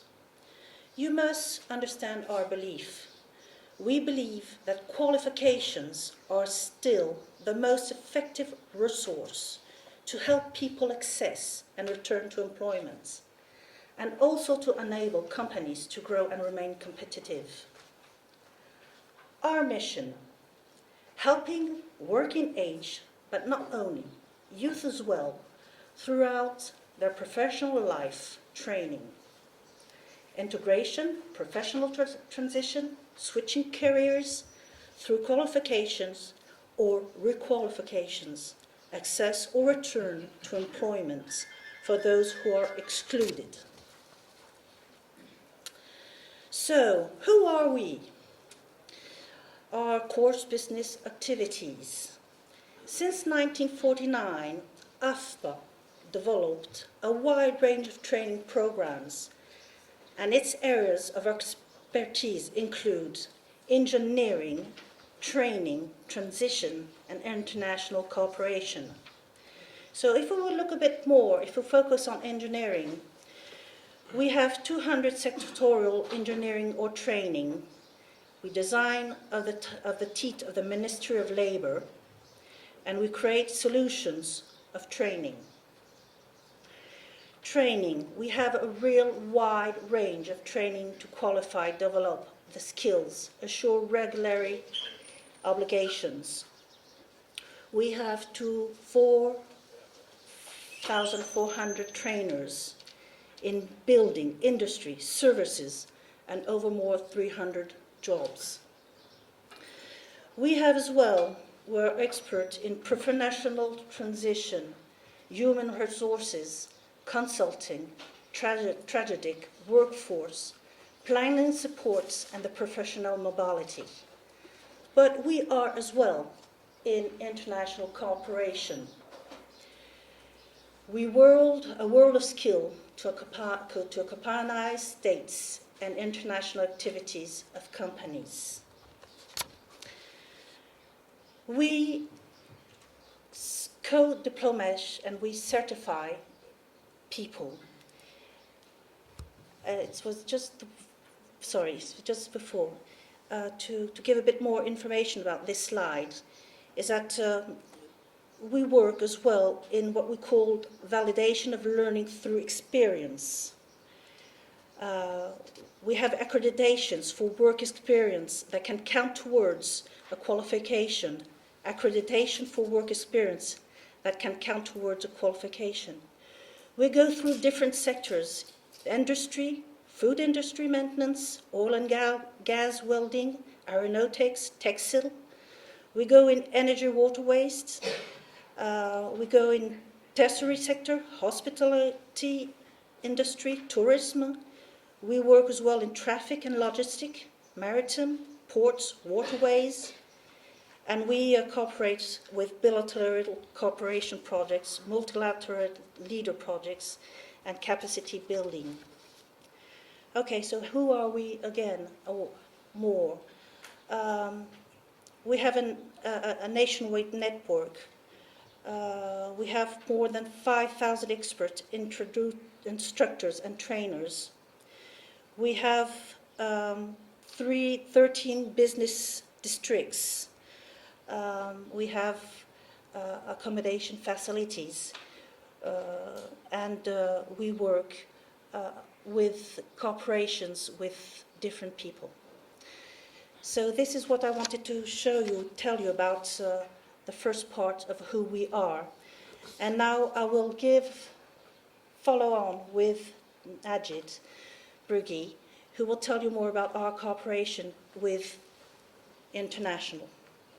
Thank you for your attention.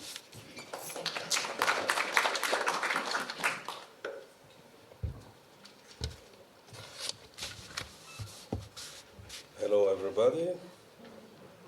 Hujambo, Mimi Sana, Mimi si Jambo Sana. It's the first words I learned in Swahili language, and I hope it will be better in the next times. So let me first just express my pleasure to share this moment with you, and to tell you that I'm very happy to be here. So the main point is the innovative teaching methods for personnel we offer.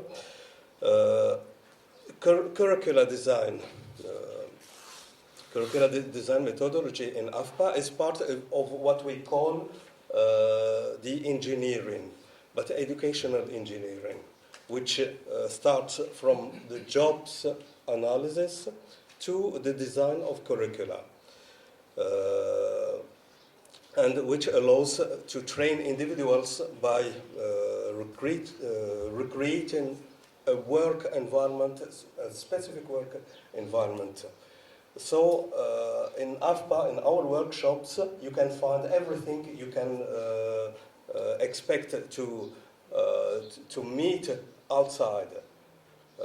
In our workshops, we recreate this environment, so people, when they train, they have all the conditions and they experiment all the conditions of work outside. AFPA offers a personalized training to meet business requests, donc the world market business, both private and public sectors and their specificities. AFPA adapts to special work rhythms of business work, and here you have a multimodal educational approach which promotes personalized learning, providing people with the professional skills they need, teaching methods based on blended learning, collective dynamics within a group of internship or trainees. We have a multi-sectorial method, engineering, working closely to meet the needs of employment, analyzing the developments within the different sectors, adapting and personalizing training programs. And we do that in France, and we do that also everywhere we have to be partners. So we can move to the other slide.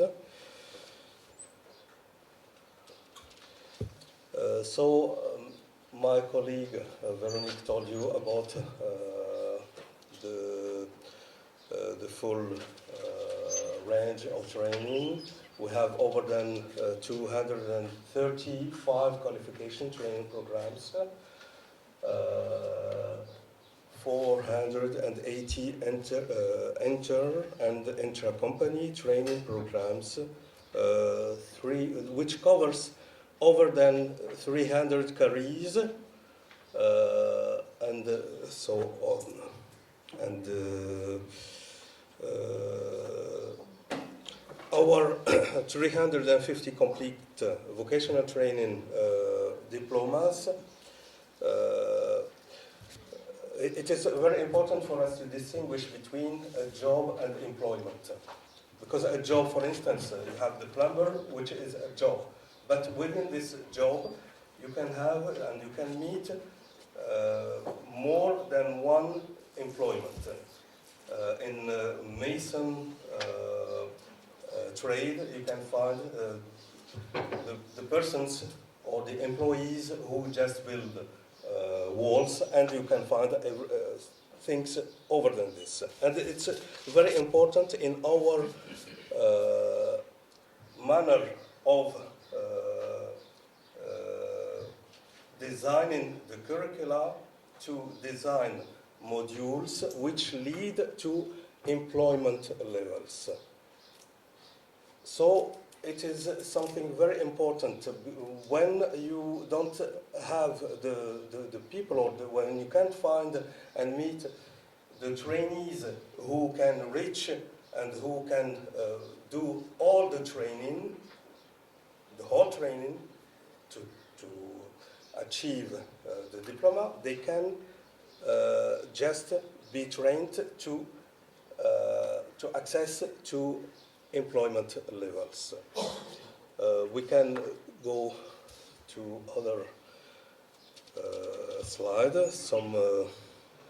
Here you have some statistics about the public who attends our vocational system, and you have a repartition. You have more than 150,000 trainees each year. When these 150 trainees get their diplomas after the training sessions. Within this trainees, you have 22.7% under the age of 26 years old, and 34% over the age of 40. So the average age of our trainees is about 35 years old. And that does not matter, because the mixity of our public is something which dynamize or which is a factor of dynamization of our training sessions. And we have public of all kinds and all conditions of social conditions. And that creates a dynamic which is very important and very interesting. 30.6% are women, and over than 81.1% have succeeded their training sessions. So here we have some references. I think when we were outside, a lot of persons were asking about what we did in and what we do abroad. So this is a very important project in Egypt. It was in the framework of decentralization policy, which consisted in giving more power to the private sector by using the public sector as a lever to upper the standards in use in the public sector. It was a policy which was launched by Mubarak in Egypt. We created to improve the standards of private sector. We created structures in the model of NGOs to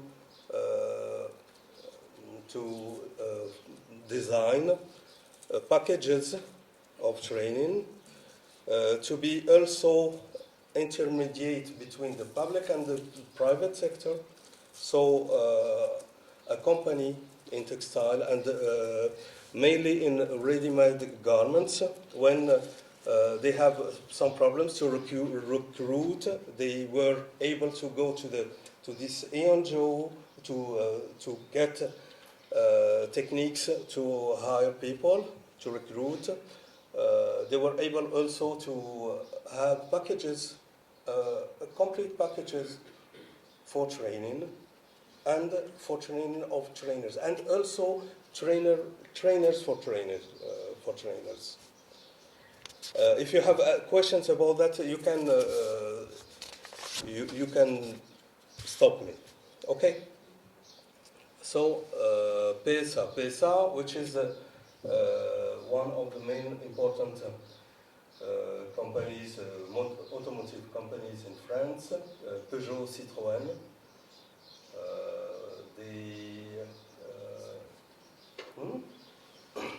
Peugeot Citroën in 2008 decided to establish a factory and to set up a factory in Kaluga, close to Moscow, in Russia, for the purpose of improving its presence in Russian and Ukrainian markets. Two specific objectives given to AFPA: make 3,000 Russian employees operational in the technical workplaces of PSA factory, and to establish and make sustainable the technical training center for automotive jobs in Kaluga. Because AFPA was in collaboration with a vocational training center, a specific vocational training center in automotive field in Russia. So we developed also two main objectives were achieved: to allow PSA to have skilled persons, and to improve the vocational training system in automotive field in Russia. So we achieved this goal by training over than 3,500 people. Okay, we can go to the next slide, which is about Tunisian vocational training center in the field of all the jobs concerning the maritime environment. And here we had 500 trainees were recruited as sailors, mechanics, home agent, import operations, transportations and logistics technicians, and 1,000 companies employees were trained in this program, which is was led with by my colleague Mona Liza. Some references and projects abroad with, okay, we have a lot of others projects we can talk to you about them. For just an example, because, no, the next slide, please. Next slide, please. Just another example, which can interest you. It was in Senegal, concerning a hotel and catering industry. So here we had the assignment to improve the level and the of skills of the employees in this field. Maybe you, all of you, know that it's a field, a very important field, economical field in Senegal. So we trained over than a lot of people in 400 basic jobs in hotel and catering. And that's all for this moment. So, ahsanti. Thank you very much.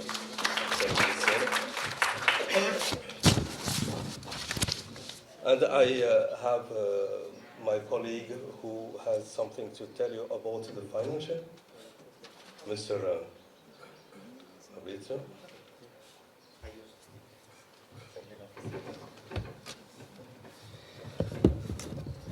So good morning, everybody. I am Fabrizio Paloni. I formerly belong to the Mediterranean Institute in Rome, that is a partner of AFPA for the establishment of vocational training projects in the Euro-Mediterranean area. And I am going to speak to you about the financing aspects, as it is one of the core issues for the training system here in Tanzania.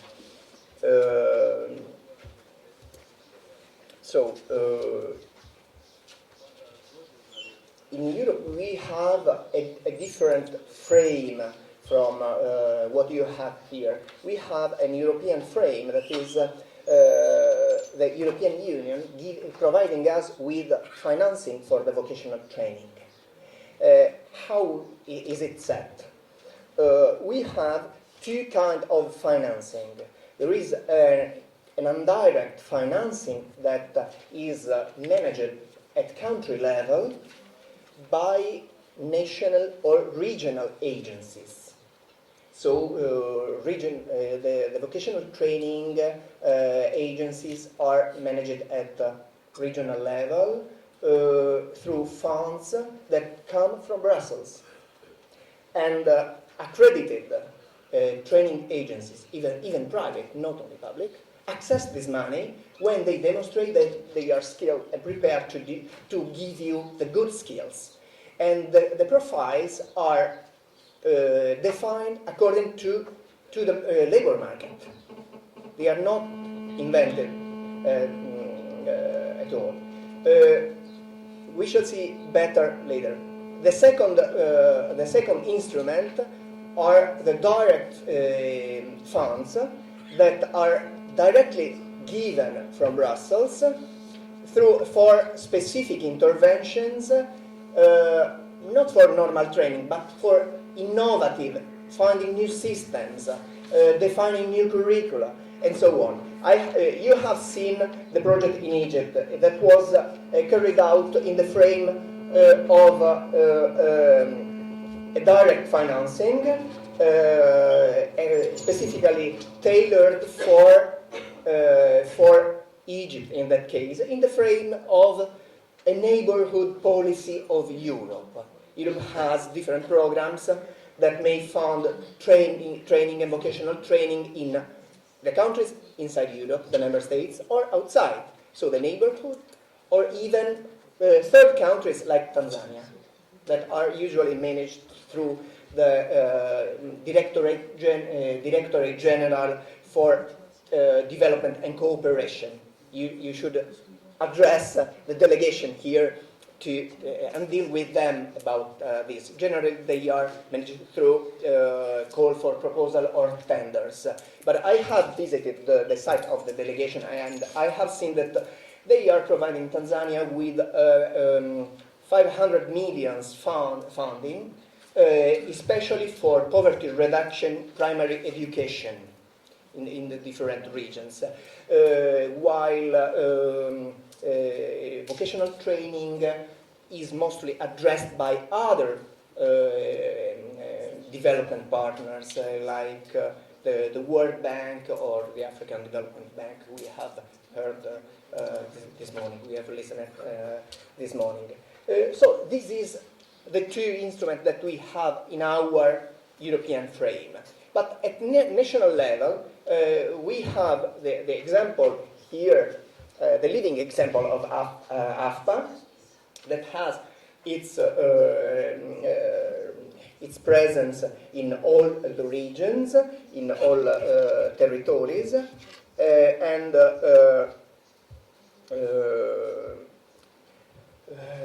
how is this vocational training funded?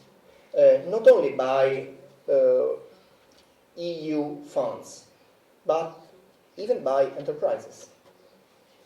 So the national, the central state defines a frame of training levy. As you have it here, you have a very heavy, I have seen, 5% of the salary is given for supporting the technical and vocational training here. In France, it is it can be 0.55% for enterprises below 10 employees, or you can have 1% of the salary that is given for financing the technical vocational education and training. This money is harvested and managed by joint funds. Why I say you that they are joint funds? Because these are bodies joining employers' representatives, trade unions, so workers' representatives, and they are in a close dialogue with the central state. So they define what kind of training is needed in that territory, what is going to be financed to answer the needs of the labor market, because the needs of the labor market are directly represented inside the funds that fund the training. So there are frames for defining what kind of training profiles, job profiles are needed there. Each worker has what in France is called le compte personnel de la formation. It is a training personal account. Each worker or even a job seeker can access 150 hours of qualifying training that is paid by the enterprises over a period of 7.5 years. And this system is also flexible because you can have the opportunity for sectoral enterprises, districts, or big companies with more than 300 employees to have a specific condition for funding the training or to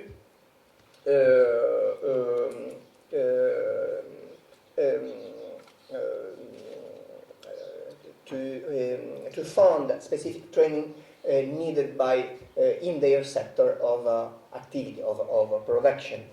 This funding, as an example, the additional funding is agreed with the joint funds, and specific training is tailored on the needs, and so the training agencies prepare curricula and training job profiles specifically for the enterprise's needs, and since it is also open to job seekers access a training that improve their employability. What is also important is that people attending the training is paid for attending the training, knowing that this is an investment in people. The frame that I am telling you about is not only a French frame. Just a few words. I am Italian, and we have a very similar approach in Italy. We have joint funds as well. And about the initial training, so preparing youth to access the labor market, you have a specific superior training institute that are established as foundations participated by local authorities, employers' representatives, workers' representatives, and training bodies. These are mostly used in industrial districts. So in territories where you have a specific production of maybe chairs, knives, automotive sectors, and so on, the training needs are very, very specific. To stay in a competitive world, you need to have the top-level workers. To do this, you have to invest in the good training, and you have not to waste money in different direction, but to focus on the right one and the good direction.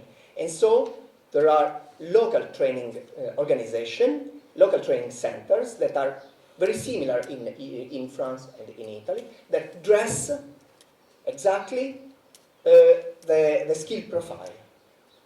They dress the worker through the correct skill profile. What else? We shall see in further in the next step some work in some group work concerning the sustainable funding of training together with enterprises and enterprises demand and adaptation to needs. About the financial engineering of the vocational training, it is very, very important to identify 3 steps. First of all, the calculation of the exact training cost for a determined period, that at its turn it is defined when you have a map of the training needs, what is needed in your labor market and for the improvement of industry, tourism sector, and so on. A second step is to identify the best mix of training resources and facilities. I have seen your plan for the development of the training here in Tanzania, and you are engaging in a very long, important path for improving your facilities. And third step for the financial engineering is to identify all financial resources that can support and co-finance such an engaging path, such an engaging program. Even if you have a heavy training levy here, the objectives are very, very high. So they will be reached more easily if you can avail of the involvement of the most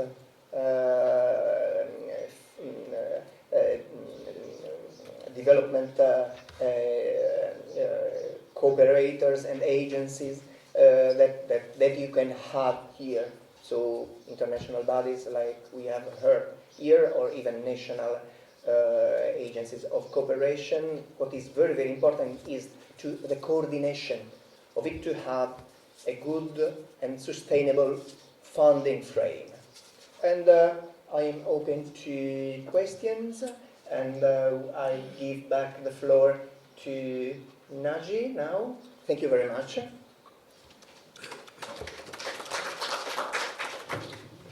Thank you very much. Oops.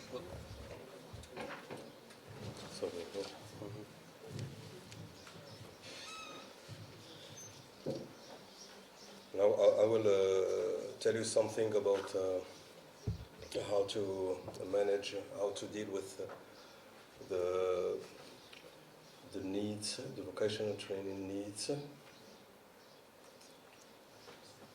And I will tell you something about a methodology we developed in France. So how to anticipate the training needs. What are the needs for human and economical development? The main needs are to cover educational needs, work needs, and here for us the employment must cover all the fields of skills required by the economy and the country.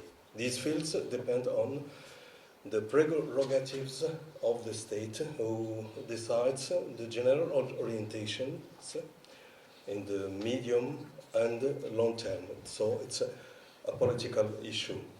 The needs, the companies which remain the backbone and the main provider of the economy of the country.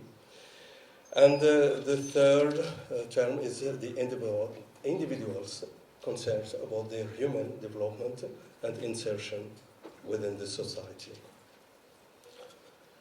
So we developed what we call in France GPEC, Gestion Prévisionnelle des Carrières, which I translated like predictive management and jobs of jobs and skills. The PMGS, which is the equivalent of GPEC in France. So it was decided by at a political level in 2005 in France. We developed this concept, which aims to, for the companies, it is a tool for anticipating their needs and skills, and so preserve the development of their competitiveness. And for the employees, it's a tool for anticipating their career development, and as well for securing their road, their professional path. Okay? So the PMGS is anticipating training, and for training for vocation, VAE, it's what we call the recognition of the experience, validation, the skills assessment, which is very important to decide how to boost the talents of an employee. the assessment, the skills assessment, it's an evaluation of the situation of an employee at this moment, how to make him rich and go up to a standard. So the needs of businesses, skills, qualification, experience, and it's the same for a person as for a business or a company. A company needs to develop the skills, the global skills, the qualifications, and the experience. And for an individual, it's the same, because a person needs to develop and to improve its own skills to be more qualified, so to have to get a higher wage, etc., and to get more experience. That's for a person and a company. So we have to forward-looking management of employment. So these are the steps in French. In the 1970s to 1980s, we had a reflection on the development of employment in the face of, or opposite to the economic changes. In 1980, we had another reflection about the needs of enterprises, so of companies, and in the last century, in the 2000, we had another thing to say. What we were focusing on the companies and on just on persons. So the idea was to develop this system and to integrate the responsibility of the district, because a person and just a company don't cover all the needs of the country. So we have you follow me, you understand what I mean. We can't just focus on the person and only on the needs of the company. We have to integrate another dimension, which is the problematic of the district and of the as an anecdote, I don't know what is the term of anecdote. I am a town councillor. I live in a city, a small city of 18,000 people, and we have, like everywhere in France, over than 10% of persons who are not of jobless people. And in this place, you have a lot of elder or old people. So, at a local level, they were decided to ask AFPA, because we have a vocational training center in the neighborhood. And we developed, and AFPA developed a vocational training in the persons who attend older elderly persons. Okay, we'll talk about it mainly or probably after. So the PMGS, when it targets also the districts and what we call in France the territoire. So we have the business, so the companies. We can have and set up actions for with district dimension for the territories and the individual, because everybody. The companies, the district, and the persons, the individuals, we have all the same the same needs, all the same. We have to develop to strengthen the profitability for the business, for the territory to strengthen its attractiveness. So it's the same for Tanzania, which is a big territory. Tanzania, in the field, for instance, of hotel and catering, you need to develop, and tourism, you need to develop the attractiveness of the country. And if it's just this area of Dar es Salaam, you need to improve the attractiveness of this place. And it's the same for an individual who needs to strengthen his employability so he can ask for more higher wage, or to ask for another job, to go out to other company. Okay.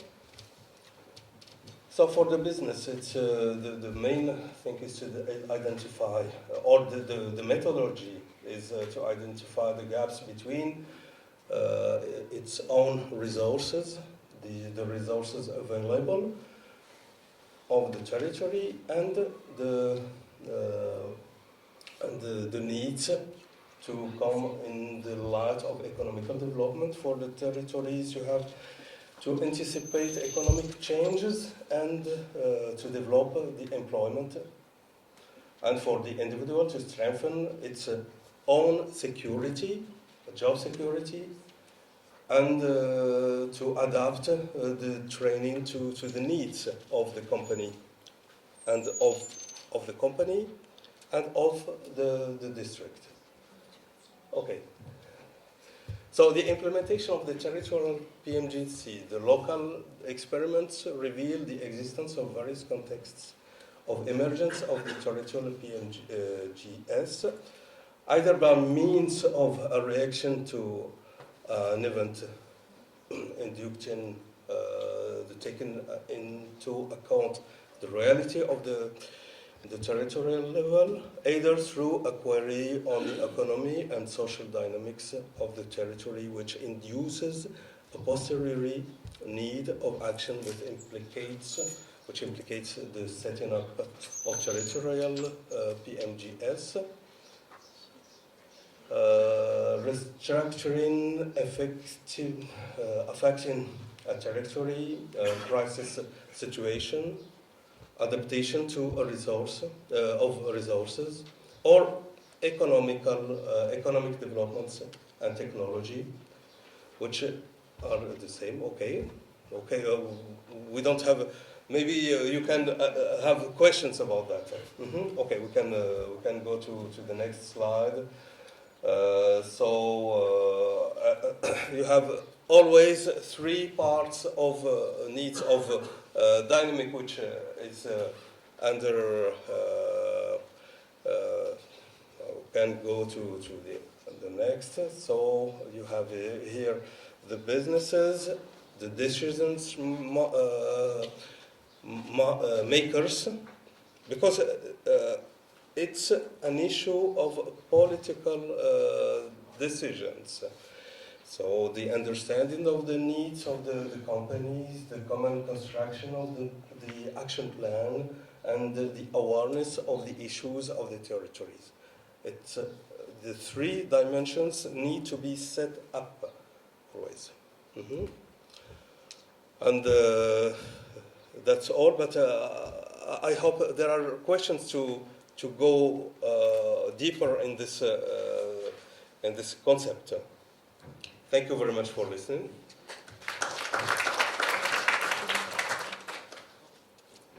And now my colleague Veronique has something to tell you. Okay, so I know we just have 5 minutes, no, or less. I'll go quite fast because we have a working job afterwards, okay?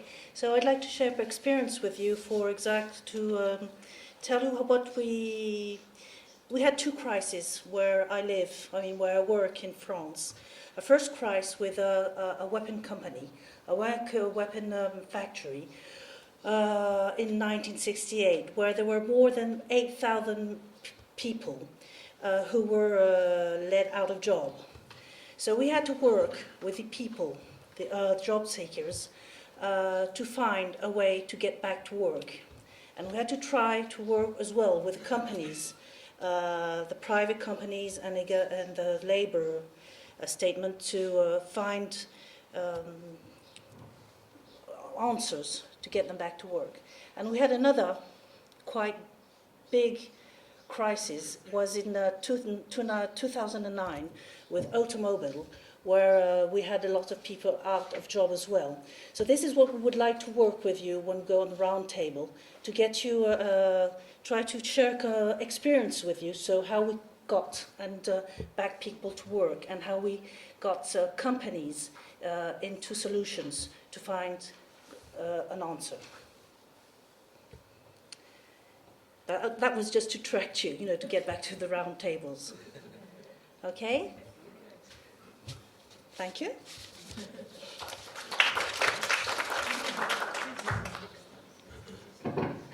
Okay, so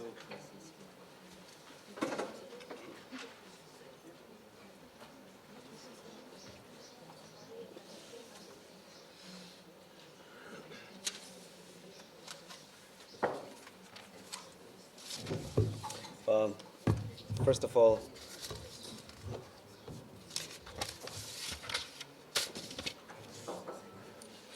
Veronique, sorry that your time was really cut short. I'll talk with people. Yes, within the round tables, yes. And, well, they may be square as well, whatever the shape they may take. But we're going to move into 3 groups right now. And some of these details will be shared with you deeper within the groups. And so, please take a look at the program, because we have Group A, B, and C. Group C will move out of the room. And Group A will be how to ensure sustainable financing for professional training. Yeah, please request, and it's been approved, that Mr. Msaki will be leading that one. And Group B, Jean-Vianney Nyamukama, you'll be leading the Group B. And Mr. Kiwango, he will take on Group number 3, roles, which role to play the private sector to improve the skills. Is that correct? Yes, it is. So, there's 2 ways to do this. One is we could just look at numbers and say, okay, you guys are Group 1, and Group 2, and probably I'll take a few at the back. But if there's a special area of expertise or interest that you would like to take into the groups, that would also be a fantastic idea. So if you would like to join the financing group with Mr. Msaki as Group 1, please remain this side of the room, all right? And we'll use the side wall as where the chairs will sit, and maybe the ones who will be taking the notes, and we can just adjust our chairs a little bit to look this way. In the same way with Group B, and Group C won't really have much of a problem. I think they can just join tables a little bit and use the breakfast and lunch area there. So let me move you and let me see what happens. Okay? Yes, let's move.